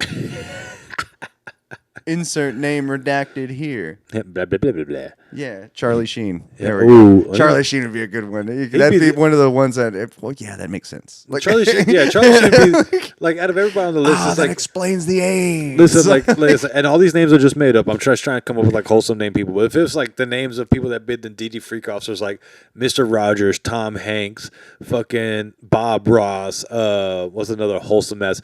Keanu Reeves. I would... You'd be like, that would hurt, right? Like, you'd be like, damn, man. I gotta pee. I'll be right back. But like that would be one of those ones that like hurt. Like those people that you just truthfully love. You're like, damn, they participate in this shit, this freaky gay shit. And then you turn around. But if it was like Charlie Sheen, you'd be like, yeah, I can see Charlie Sheen getting some hookers and doing some crazy shit with some baby oil and whatnot. Like no problem. As it's all. Oh my god. So yeah, so there's been a bunch of stuff like that where apparently his house, his jail cell has been raided a few times. They found some contraband. It's some crazy shit like that. You would think somebody with that much money and that much trouble would, I don't want to say straighten up or whatever, but at least until the time, I mean, I don't know. You got to move better than that. You got to move a little bit more silently, a little bit clearer, a little bit better. Like, you can't just be so out in the open. Like, life is not a TV show. It's not a movie. You can't just sit there and act like you can put your moves out there and no one's going to touch you. Like, it's not Ghost. It's not one of them shows like that. Like, well, how do you explain the live audience that follows me every day? That's me telling them to. No, but I was just telling them, like, you would think, like the shit don't move like, you got to move smarter than that. Like, I watch. Yeah, definitely. I watch a lot of, like, these, like, gangster TV shows and shit like that, right? And it's like, it's always fun to think about the guy that's not going to get busted for selling the drugs and doing this and doing that. But at the end of the day, if it was real life, it's like, yeah, no, there's a lot of plot holes in what they're saying. Like, they could get busted here, they get busted there, they get busted. Don't think you're so untouchable because of your name that you could write in a letter, move my money here. Like, delete child pornography here. Like, what? Like, so I guess it would be Blade's gangster quote of the day. What's that? When they're playing checkers, you play chess. Damn, I like that shit. Damn, for real. Never let them, but even on a more corny level, like how they always say, never let him know your next move. This motherfucker's writing it in words and letting him know his exact next move. He's wearing mirror shades and looking at his hand, and everybody sees that he's got pocket nothing. Bro, and the mirror shades are recording just in case you didn't catch it the first time. Like, it's like, what are you doing, dude? Like, first off, like, man, look, you escaped for so long. You left the fucking country on a private plane. You escaped. This is the part that still blows my fucking mind, Blade. He left and came back. It got busted. You were gone. What are you doing? You were gone. Like, I'm not saying what he did was right in any way, but you were gone. That's like saying you killed someone, ran down to another country. You ain't ever coming back. Yeah. Like, you did what you wanted to do and left. Like, you're not coming back to this bullshit. I feel like it was really the insurance companies that got him to come back, especially after blowing up Kid Cudi's car. Well, that's getting into it deep, but like, so that's like part of our name. I know, but explain that Kid Cudi part for her. Just in case nobody didn't know. So Kid Cudi was talking to one of Diddy's ex-ladies or something like that, right? And Diddy allegedly had Kid Cudi's car explode. Holy shit! And it kind of lines up like Kid Cudi's car actually did explode. Yeah. And they found that it was like tied to him somehow. Yeah. Damn. And in hindsight, I should. Is this recent or like an older? 2020 to 2020 now, yeah. Oh, so this is recent. Yeah. This is part of the current allegations and stuff like that. Holy shit. Pretty crazy. I like this whole fucking situation is great. The whole Diddy thing. I love how the whole celebrity aspect of things is just kind of crumbling. And just so you'll know, we purposely haven't talked about the Diddy thing because we've been kind of waiting for the story to kind of completely unfold. There's new things that keep coming out. It's like, holy shit, dude. Like, from 1,000 bottles of baby oil. Like, okay, first of all, what the fuck are you doing with 1,000 bottles of baby oil if it's not gay sex or whatever? Like, come on now. It's a lot of lubrication, bro. That's a lot of lubrication. You need it, especially if you're fucking 24/7 freak offing. Gets chafy. And then you turn around and you got the video of you beating your ex-wife, your lady. Yeah, that's pretty rough. And that video alone is like, holy shit, go to jail for that. That condemns you. And then like all this shit, think about all the shit that this can uncover. All the money laundering, all the fucking what do you call that shit when you're stealing from the top? Racketeering. Yep. All that type of shit that could come off of this, like if he ever did pay for anybody to get shot, or if the Tupac and Biggie shit. That's the big thing, right there, right? I think that's what people are actually hoping for. Is like we get a defined conclusion to the biggest mystery in the rap game, son. In our modern history. Yeah. So was it all Suge Knight? Who knows? So there was find out next time on Rap Battle Z. Rap Battle Z. Dun, dun, dun, dun, dun, yo yo yo yo. Yeah. No, but there was this documentary that was done by this British guy who was kind of independent. It was on Netflix years and years ago. It's like I'm talking like 7 to 10 years ago, and it was called "Who Killed Tupac and Biggie." And he did at that time interview both. Well, he tried to interview Diddy. Diddy refused to be interviewed. Of course. But he interviewed like basically both sides, like past bodyguards and entourage, and basically everybody close to him, from Little Z's the whole to crew, the whole gang. And then he got all of them, and then he even interviewed Suge Knight in prison when he was still in prison, and like. Suge Knight even told him They're always interviewing Suge Knight. There's like this little news app that pops up on my phone, and it's always every now and then it brings up Suge Knight says this, and I'm like, what the fuck? He's still around? Like, bro, whenever he got released, he fucking ran a dude over. The day he was released, he ran him over, and then here's what's crazy. Hell yeah. Okay, so he ran the guy over going forward, right? And then he tried to say it was an accident. And then the court was like, "How's it an accident when you throw that bitch in reverse and hit his leg again?" So it's one of those things. I was just making sure I didn't hit an animal, sir. It's one of those things where it's kind of like, okay, bro, I know you. I was just checking, making sure he was okay. He gives me the vibe of that guy that's like still thinking it's the '80s. Like he could be an '80s gangster where people aren't like, bro, everything's being recorded. You can't do shit. Yeah. You got to move even more slick than even before. Like that's why I love boomers. It's crazy, bro. They keep it entertaining. But yeah, so anyways, like I was saying, so the guy in the documentary, they openly said, like, all the bodyguards, all the friends, all the family members they interviewed, they were all like, nah, that was a Suge and Diddy thing to make money. And then they were talking about just the pure money aspect ratio of shit after they died and how much their albums sold and how much money they made. It was millions and millions and millions, like crazy amount. And you think about all the people that were signed to Bad Boy Records that would shout out Biggie after he died. Yeah. It was all featured. All of them. Yeah, like Jay-Z to everybody, bro. Yeah. Like everybody. And all the East Coast rappers, at least. Yeah, everybody signed to Bad Boy. I mean, same thing for the West Coast too. Well, no, but I'm just saying, like it's very like if you listen to a lot of like around that time frame, like '90s, early 2000s rap music. Yeah. After Biggie dies, like they very much so were shout out to my homie Biggie and shit like that. There's a whole bunch of that shit. They definitely rode that part out. And Diddy himself has a few songs where he's just talking about Biggie, where it's like, okay, you're rapping about a guy that was signed to you that was about to leave you. Yeah. Same thing with Tupac. Tupac was about to leave Suge. They both wind up dead. Yeah. One of the things. And then come to find out, one of the things that they were talking about was like the beef was never as real between them as the media's tried to play it out, but it was more money and more beneficial for the media, Suge and Diddy, to make it seem like it was a bigger fight than what it was. Seems like it was like the start of the big media machine. Basically. I mean, from what I've understood, from everything I've read and seen, like music media has always been nasty and dirty. Like, that industry is ridiculous. It's always been dirty, bro. And like, they're talking about just the money that could be made. The pictures of when Tupac got shot that day in Vegas or whatever. Like, what's his name? Suge looked real nervous. You know what I'm saying? Just driving the car, just looking real fucking out of sorts.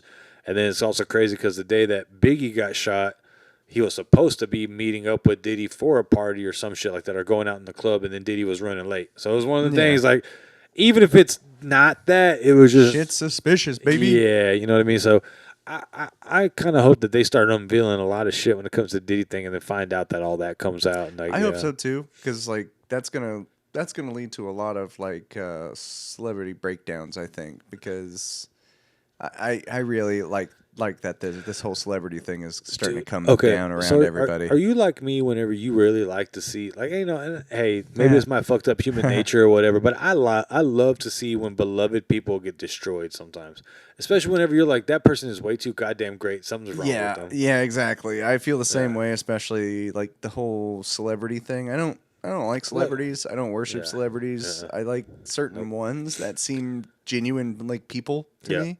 But I don't really know, and I don't really care. Like, one of the best examples I can give is I used to really respect The Rock. Like, The Rock was one of those guys that I was always like, until he had In-N-Out for the first time 10 times. Apparently, yeah, for the first time 10 times. This is my first time having In-N-Out. Yeah. Bro, this is like the 8th time I've seen you, Mr. Johnson. This is the 10th time this year, this first time, yeah. And apparently he has piss jars, and apparently he's an asshole, and this and that. You're like, oh. Well, I believe it. Yeah. I fucking believe that. I can see it too. I mean, you can't be on that much HGH and not be an assople. Your testosterone levels are too fucking high. You know what I mean? Like, it's crazy. You can't be close friends with Vince McMahon and be good. You know what I'm saying? Except for The Undertaker. He's always great. That's true. He's a Texas boy. Yep. Houston, Texas boy.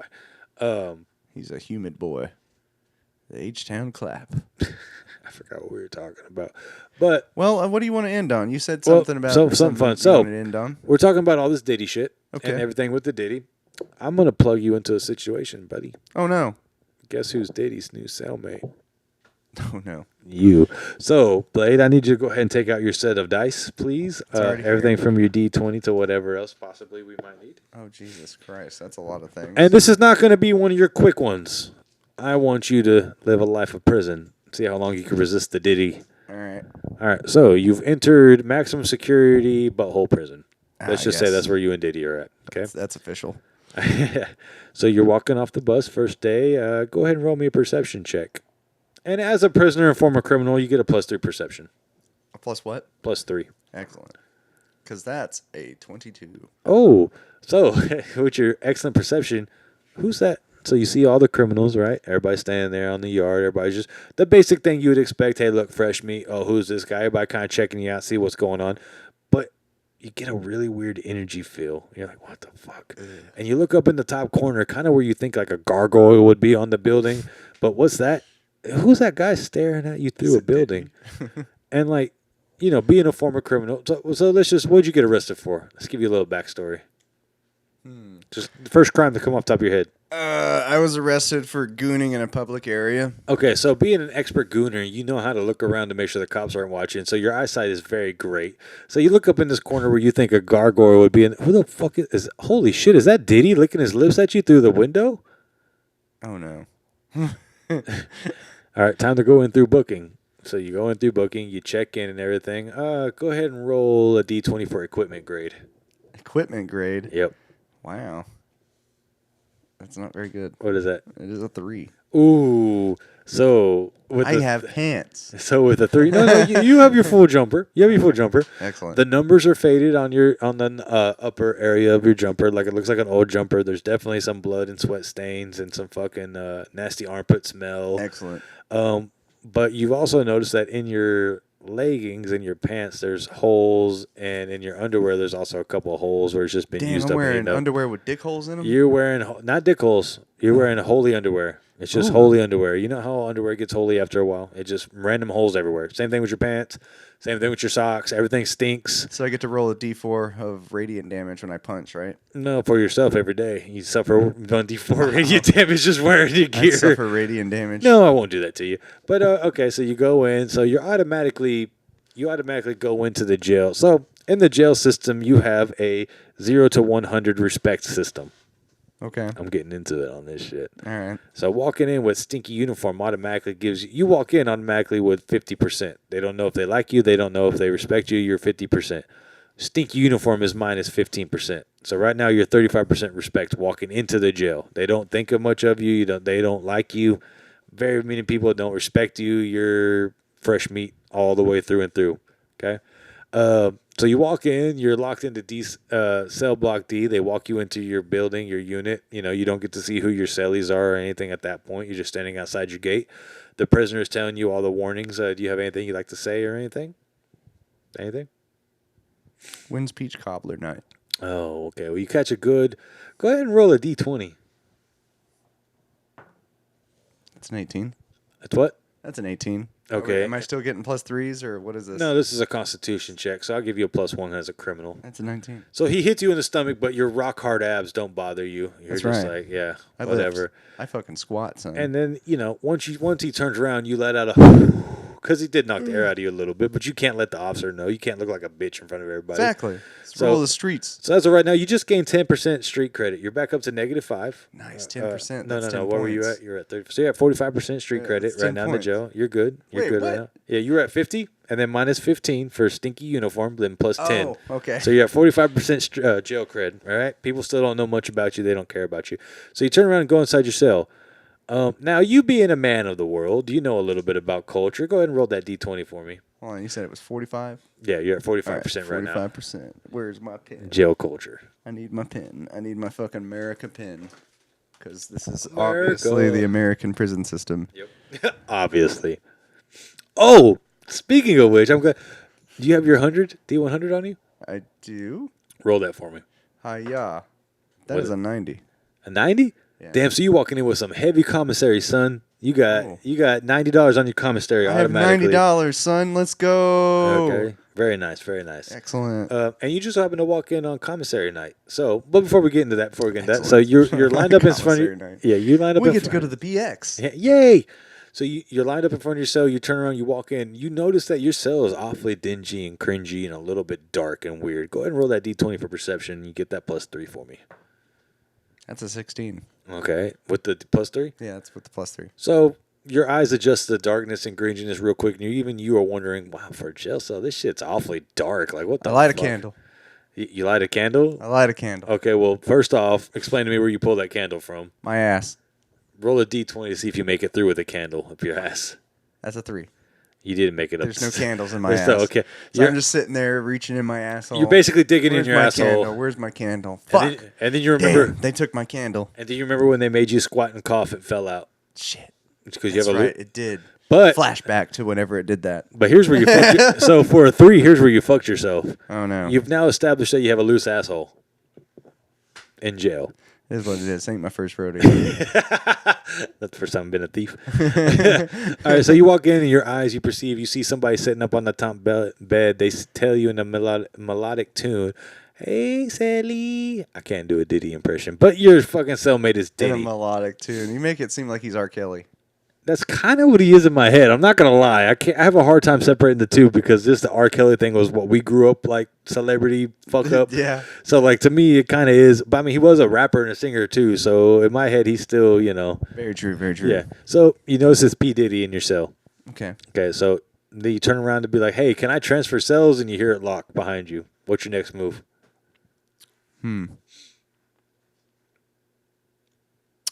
P Diddy approaches you slowly. So I'm at the door, right? I mean, you're at the door cell locked in. I would like to make a perception check for the biggest man in there. It's you and Diddy. You're the only two in the cell. Oh, like on the outside of the cell, there's nobody there? No. It's like, you've never been to jail, have you? No. Okay, so whenever you go into the door or whatever, they shut the door behind you, and like it's you and your cellie. Like even if you look outside, like everybody else is in their cells too. You're mostly just gonna be yelling at the POs and shit like that. So it's you and it's legit. The first day in jail, the first couple moments, they take you to your cell when everybody's on lockdown for the 22 hours or whatever it is, and they shut the door behind you. So it's literally just you and Diddy in this room, dark, cringy ass room. I challenge him to craps. To craps? Yeah, for dominance of the cell. Okay. We're gonna need so how do you, 2 6s, I guess. 2 D6s. Yeah, I don't know how we do this unless we just roll a 20 and go by better grade. Okay, well, before we do that, so we're doing 2 6s. That's a fucking 6. I don't know what that means. I think I immediately lose. I don't understand. He rolled a 7, so he beat you for dominance of the cell. Damn. So I don't know what that means in craps, but his number's better. What craps is either. Oh shit! But he rolled a 7, you rolled a 6, so shit. He was just coming to shake your hand to welcome you into jail. He was actually being polite, but now that you tried to establish dominance and you lost, 2 out of 3. Come on now, nope. You know the rules. He says prison rules. You don't get to keep 2 out of changing 3, motherfucker. Let's go. That's a 7. He pimp slaps you because now you can't beat a 7. He pimp slaps you because you can't. I dodge. Roll a D20 for dodge. That's a 17. Oh shit! Where'd it go?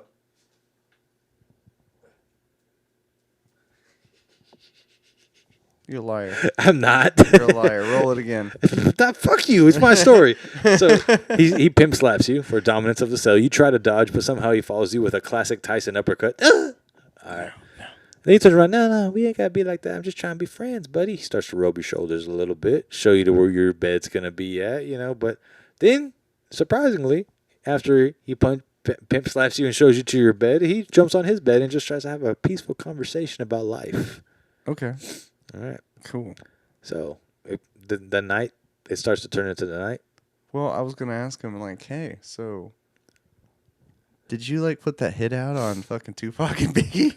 He doesn't answer this question. He actually remains awfully silent. You feel like you lost 5% for asking the wrong question in the jail. Why do I give a shit about doesn't what matter. Diddy gives a fuck about me? Doesn't matter.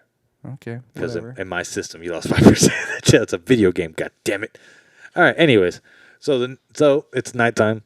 Okay. Slowly started approaching. Time to go to bed, or what are you doing?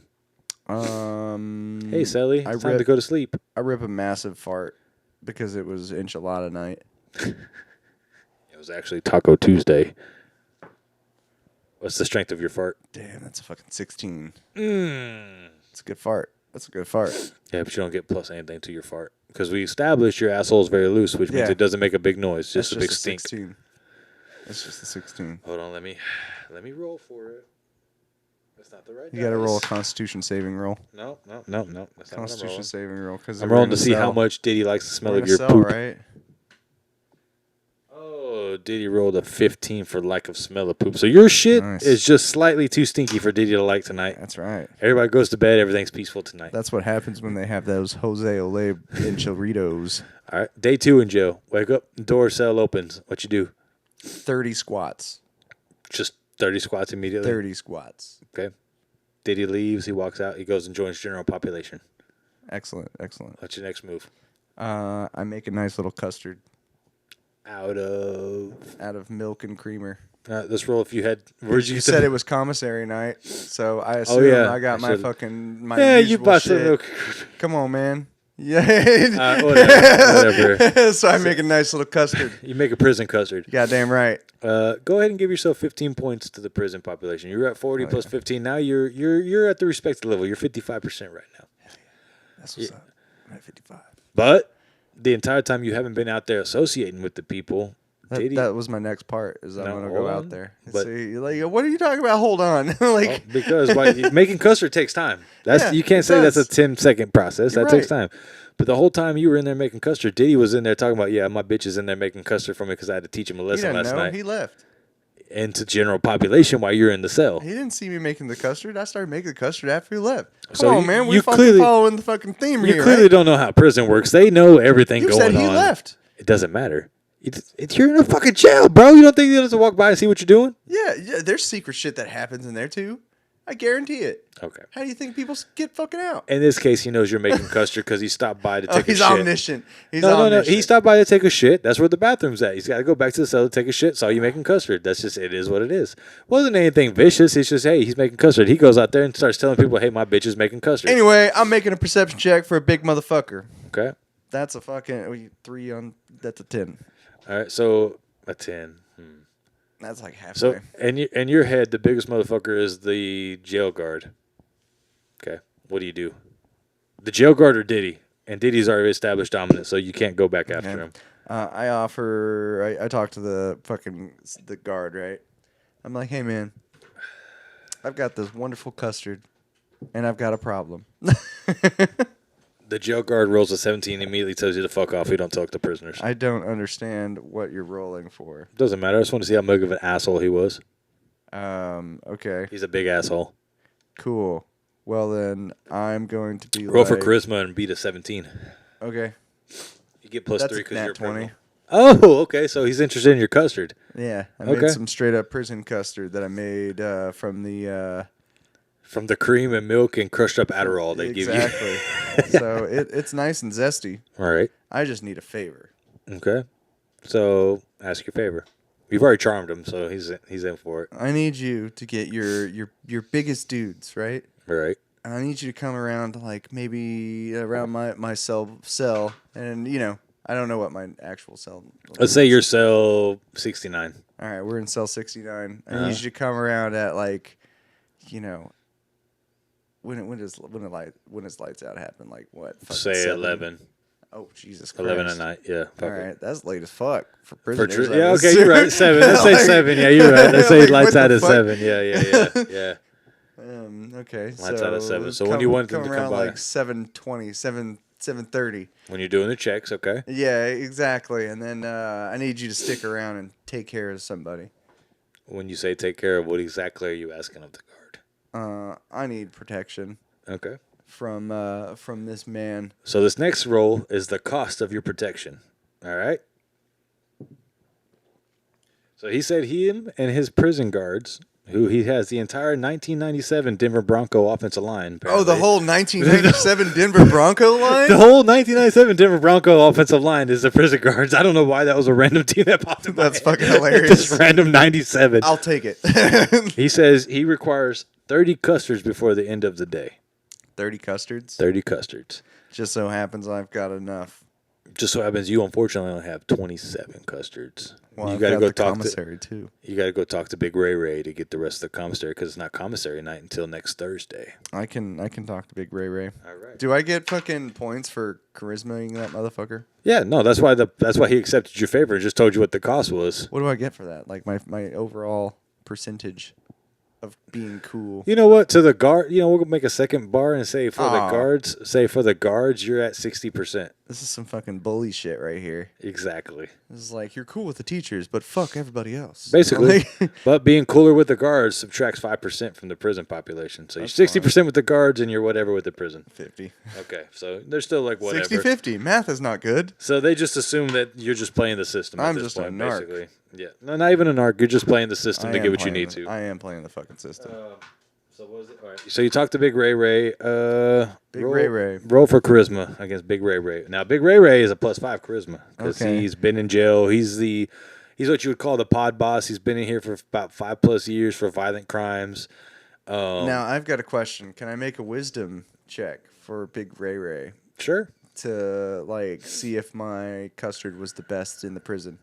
That he's ever seen since he's been, since he's old head status. All right, so you said wisdom? Okay. That's fucking 12 over here. Fortunately for you, Big Ray Ray rolled a 16 plus his 3, so it's a 19. So no, it's not the greatest custard he's ever had. I don't understand. I don't know either, but I'm just trying to play the fucking game. No, you had to beat basically a 19 to say it was the greatest custard in his opinion. So okay, so we're doing that backwards. You know what we'll just say it was I just rolled it when you rolled it. So you don't get a plus nothing. It's just a straight number. So 16, what did you roll? 12. Mine's okay. Just straight so you're close. You're close. It's not bad custard. It's pretty good. I mean, it's very close to the greatest custard he's ever had, but you can't go. He will remember your name. Yeah, I mean, he'll know who you are. He'll definitely come for your custard later, but yeah. Excellent. So what are you asking Big Ray Ray? What's your whole Big Ray Ray? Yeah. I need a favor. Okay. I've got this $90 worth of commissary here, right? No, you got like 70 after buying your initial shit, but yeah. All right, let me rephrase that. I got like fucking $35 of commissary here. There you go. Nice. I've got $35 of commissary. So I was gonna get your ass if you told the full amount. I need this, that, and this. Okay. What do you offer in return? It's the stuff for the custard. For the custard. Okay. So what do you offer in return for? Well, I just need to make 3 more, and by my approximations, this will yield fucking 12, and I'll give you the rest. No charge. Not interested. Big Ray Ray. Come on, Big Ray Ray. These are good shits. I'll tell you what. They got sprinkled Adderall on these motherfuckers. They ain't cheap. Big Ray Ray. And you getting them for free. He's interested in cigarettes. Shit. Well. 5 cigarettes is the cost to do business, and he'll trade you. How do you find your cigarettes? I mean, You're in jail, bro. Figure it out. Ray Ray. Yeah. Here's $35. Get yourself some cigarettes.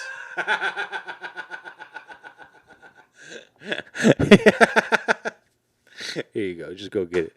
All right, fuck it. For the sake of the story, he gives you the custard. Come on, man. We're cutting the fucking middleman out. I fuck that shit. You want the cigarettes? Here's the fucking cash for the cigarettes. Okay, so look at that shit. So you pay. so you make you get the cash. Here's Money the makes cigarettes. the world go round, baby. Whatever, but you're down to $35 commissary. And I fucked around and found out on a good fucking commissary roll. Yeah, you did. You did. You got lucky, you son of a bitch. I'm a rich commissary boy. But now you're down to day 2. So basically, long story short, the guards protect you. You don't get raped by Diddy tonight. Excellent. The guards, but you're down to 35 commissary. And that's fine. The protection doesn't last for more than one night. That's fine. Okay, so day 3 wakes up. Diddy is already awake before you doing the squats you did the day before. Now he's taking your routine, starting to draw an interest to you. Hey, I'm just really interested in the things you do. That's cool. Let's hang out today. Nah. Yeah? Nah. Nah. I think yeah is the answer. Nah. Just out of nowhere, 2 ginormous guys walk up to the door. I think you should hang out with us today. Nah, I'm good. Roll a d20. Okay. Is there a smoke detector? Nope. Okay. Would there be a smoke? I really don't know that. That's actually curious to know. I don't know. It's a 20. All right. Well, he rolled this. Is this even a d20? Fuck it. For the sake of story, it is. Okay. So they try to grab you by the back of the neck, and you kind of just slide out, and then you just happen to slide right in. Was there a smoke detector? Sure. Okay. So I'm assuming if there's a smoke detector, it's hardwired in. So it's one of those battery operated ones. Okay, good enough. Okay. So what does I gotta do with anything? So with a 20. Well, the 20 is to avoid them grabbing you and yanking you out to hang out with them. So yeah, you avoided them. You slid out of their grasp and grabbed their grasp. I'm going to try and you rolled a natural 20? Yeah. Okay, so with your natural 20, when you slid out of their grasp, you just so happened to slide into Big Ray Ray's cell at the same time, and he's cool with you at this point. So. Oh, excellent. So yeah, so you no conflict at this point. Cool. Diddy's wondering why you don't want to hang out. You smell funny. You smell like expired cocoa butter. Oh! Diddy walks away with a really bad look in his eye. Roll for perception. That's a fucking 18. Oh yeah, that look is you're getting raped tonight if you don't find a way to protect yourself. That's Excellent. What that look was. I'm in Ray Ray's fucking... For right now, but even Ray Ray knows what that look is, and he don't want no part of that either. So he understands you're good for now, but when nighttime comes around, you're on your own, brother. Hey, Ray Ray. Yeah. If I owe you a favor, can you get me a list of things? Such as... I need... All right, so this is going to be a very weird fucking thing. I need a 9-volt battery, or at least, like, maybe 3 of them. Okay. A magnet. Okay. Some wire. Okay. Some duct tape. Uh-huh. And a cigarette box. Well, you know Ray Ray has the cigarette box. Everything else is a lot to ask for because you are technically in jail. That's true. So 3 D-cell batteries being able to get up into the fucking... Yeah, I don't... Well, can you get me at least... What you're asking for is not an impossible task, but it is definitely going to be tough as shit to accomplish. Can you at least get me the well, you said you can get me the cigarette box. Could. Doesn't mean he will, but he could. You see it in his possession. It's in his cell sitting on the door from the cigarettes that he bought with your commissary money. Yeah, and I don't want the cigarettes. I want the box. So just the box? Just the box. Okay. And I want... can you get the wire at least? And the tape? So he hands you the box out of good faith, but he wants to know exactly what you're planning on before he helps you with anything else. Because he wants to know So here's the thing. Insight. Is he going to tell Diddy about this shit? Okay, go ahead. It's fucking 18. I won't tell you what he rolled. You can read his face and you know he's an established gangster, but at the same time he's also been in the cell running it for long enough that he knows what the rules are to keep it easy for him. So while you don't sense any snitching bitching, you also sense like, if my plan is a little much, he might be like, nah, this ain't good for me. Look, I'm trying to MacGyver myself a stun gun here. A stun gun. Okay. You're not going to like that. So Ray Ray being an established prisoner is not going to willingly give a weapon that could give over control of the prison pod to somebody else. You're not giving me a weapon. He doesn't believe what you're saying. You're giving me a fucking means to defend my butthole. He's not interested. Shit, it's a 4. But it doesn't matter what you rolled at that because Ray Ray is not going to give up any kind of position of power in his cell. He was down to give you the cigarette box when he thought it was just something you might need or want, but anything that would make you potentially a more powerful target than Ray Ray in jail terminology, he's not going to help you out. Alrighty. Is there a machine shop? There is a machine shop. You have not been assigned classes yet, but do you choose to try to go ahead and go with and just see? Yeah, I'm going to go in the fucking machine shop. I'm going to be all stealthy like. All right, roll your stealth. That's a fucking 1. Hell yeah. So you're immediately busted before you even make it past the front door. Excellent. They just basically kind of do that thing where like you're in middle school, like I judo flipped the first guy to grab me. Not on the one, you don't. No, this is a second thing. It's a 15. I attempt to judo flip the guard. He also rolled a 15, so his judo flip. That means it works. Not in this situation when you roll a 1, Blade. So you don't get to make it to the machine shop today. Okay, well, I'm gonna keep attacking this guy because I've got a specific goal. Okay, so yeah, I'm gonna keep attacking him. It doesn't matter what you roll. He throws me over. I fucking shoot for his leg. That's a 17. All right, he rolls a 4, so you take him down. Excellent. I'm gonna break that fucking leg. You're immediately swarmed by 20 other fucking armed guards and taken to individual holding before you can cause any real damage. Cool. I Epstein myself. It's a 15. Do I suicide myself? So it worked finally. No, this is what's bad. I rolled for the integrity of the rope. If the rope was higher than your 15, then no, you didn't Epstein yourself. The rope was a 20. Excellent. 20. So It's a fucking lasso of truth. You're just hanging there. Sweet. Shit. Damn it. Well, I'm in fucking solitary, so that's good. Especially for breaking a guard's ankle, leg, arm thing. So the next day, the guard opens up. You're just hanging there, but you're not dead. Hey, buddy, how you doing? Hey, how's it going? Just hanging. It looks around. Have you ever seen that? It's that Adam Sandler movie on Netflix. But like one of the guys is so dumb that he's like, my neck is super strong. I can never be hung. Oh, like, the Ridiculous Six. Yeah, Ridiculous Six. Yeah. That's you. You're just hanging there. Yeah, I got a strong neck. I got a strong. Check I told this you. out, y'all. Yeah, you're that guy right now. Okay. So it's the next day. You go. You sit down because you were in. What do you call it? Solitary confinement. I've saved my butthole for another night. And then this 3 nights. You're doing good. Day 4. So since you're in solitary confinement, you don't get to make your breakfast order. But who's that? Oh, Diddy just walks by and sits down with a breakfast for you. That's not Diddy. That's a woman. That's a woman. Remove. Diddy sits next to you and slides you a tray. Here you go, Sally. I know you didn't get a chance to order your food. What? Do you accept his tray of food?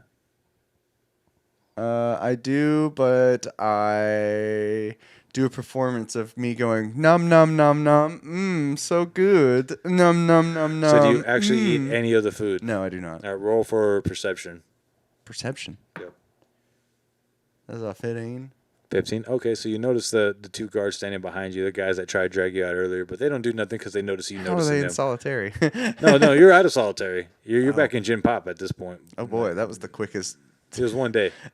Man, just for breaking a fuck. God, listen, dang, man. Okay. The game is to see how quickly you can get your butt raped. All right, so we're just trying to get to that. I don't care about the actual rules. It's not happening. So you're back, and but you notice the 2 guards behind you, and they're hey, how you doing? They sit down next to you, real nice, like being gentle. One tries to slide you a Twinkie or some kind of pastry treat. The other one tries to slide you a drink. I don't want none of it. I don't touch it. I don't look at it.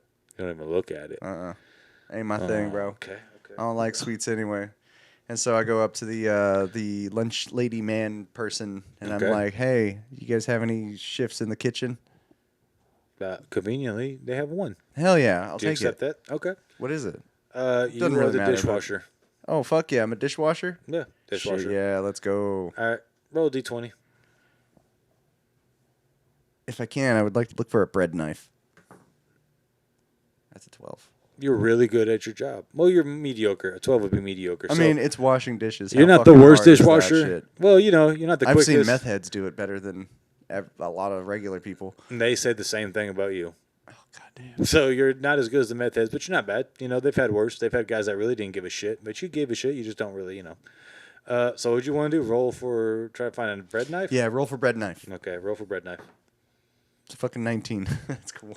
You find a bread knife. Cool. Conveniently locked behind a container with a key. Locked behind a container. It's prison, with a bro. Key. It's frozen. But I'm a dishwasher. How am I supposed to dishwash it? They don't use it. Like locked. It's a decorative knife. That's fucking gay. All right, you find your bread knife. You got your bread knife. What do you want to try to do with your bread knife? I'm gonna hide it in my asshole. Roll for Constitution and subtract 5. God damn. Oh, yeah. I get it, but that's a 1. So you are now in the ER with the -5, by the way. So it's a -4. No. That was. With the negative 5. It's a Okay, 1. so it's not a natural 1, Yeah, but it's it's a a 6, but it's -5. Okay, So 1. So you're now in the infirmary with a bleeding butthole. Excellent. The good thing Yeah. is that the infirmary nobody could come in, so you survived one more night, but your butthole has taken damage. See, that is not what I was thinking was going to happen, but it is one of the good things. Yep, no, but your butthole has taken 20% damage, so your butthole is only 80% integrity. Just add another fucking column of percentages here. Fuck it. Okay, random encounter, 3 o'clock in the morning. You are trying to recover. Your butthole is bleeding. Who's that in the shadows? It's Diddy. Roll for initiative. All right. I am fortunately. You're rolling for initiative. I am fortunately. That's a 10. I'm fortunately a master of the shinobi arts. And I performed the suicide explosion. So you kill you and Diddy? Yes. All right, go ahead and roll for that. Doesn't matter because it's the greatest ending that possibly could have happened. It's a fucking 19. He rolled really well this time. Most of the time he rolls 1s and 2s. I couldn't really fucking corner you in the story, but he suicided himself anyway, so fuck it. There we are. That's true. So I'm guessing you landed a 20. I mean, yeah, but okay, whatever. So this is how it goes, man. I'm sitting there in my like for some reason I'm all fucking mummied up, like as if I got a broken arm, leg, and pelvis and shit, but it's really just a knife was in my asshole. And I'm sitting there, Diddy's in the shadows. You hear Diddy. And I'm like, oh no. He's back. And then so he's there, and then he manages to do the fucking pulley system, and I'm like all reversing up and face down, ass up in the air. Yep. And then right before the tip hits, I go yeah, and then explode. Boom. And then that's where that ends. And that, ladies and gentlemen, how many days is that? Is that 4? You made it 5 days. And oh shit, 5 days at Diddy's. And the only damage your asshole received was a knife wound that you inflicted. So it was only self-inflicted butthole wounds. Very nice. You survived 5 days. I was trying so hard. You just did not want to get raped. No, I get it. Not at all. I get it. Nobody ever does. Nobody ever wants that. No, that's the whole point. It's not a good thing, James. It's not what you want. It's like the Andrew Social. He was walking in the park. No, I was running. Don't you dare disrespect me. I made it 5 days, guys. All right, guys. Well, I think that's a good part to end on today. Blade made it 5 days protecting his butthole other than the knife wound, and then he sewer slided himself. I did, using shinobi tactics. Boom. So thank you guys for once again watching the full episode and everything. Like, share, subscribe. Tell your dumb friends that you like our dumb show. Yeah. And then, as always, what would you say? We love them. Oh, we love you consensually, especially through this time warp we got going on here. Yeah. So, bye. Bye. Push the button. Push the button. Push the button. Button push. Turn off audio. Turn off audio. Oh, God. They can still hear us. They hear us talking. Oh, no. Oh, no.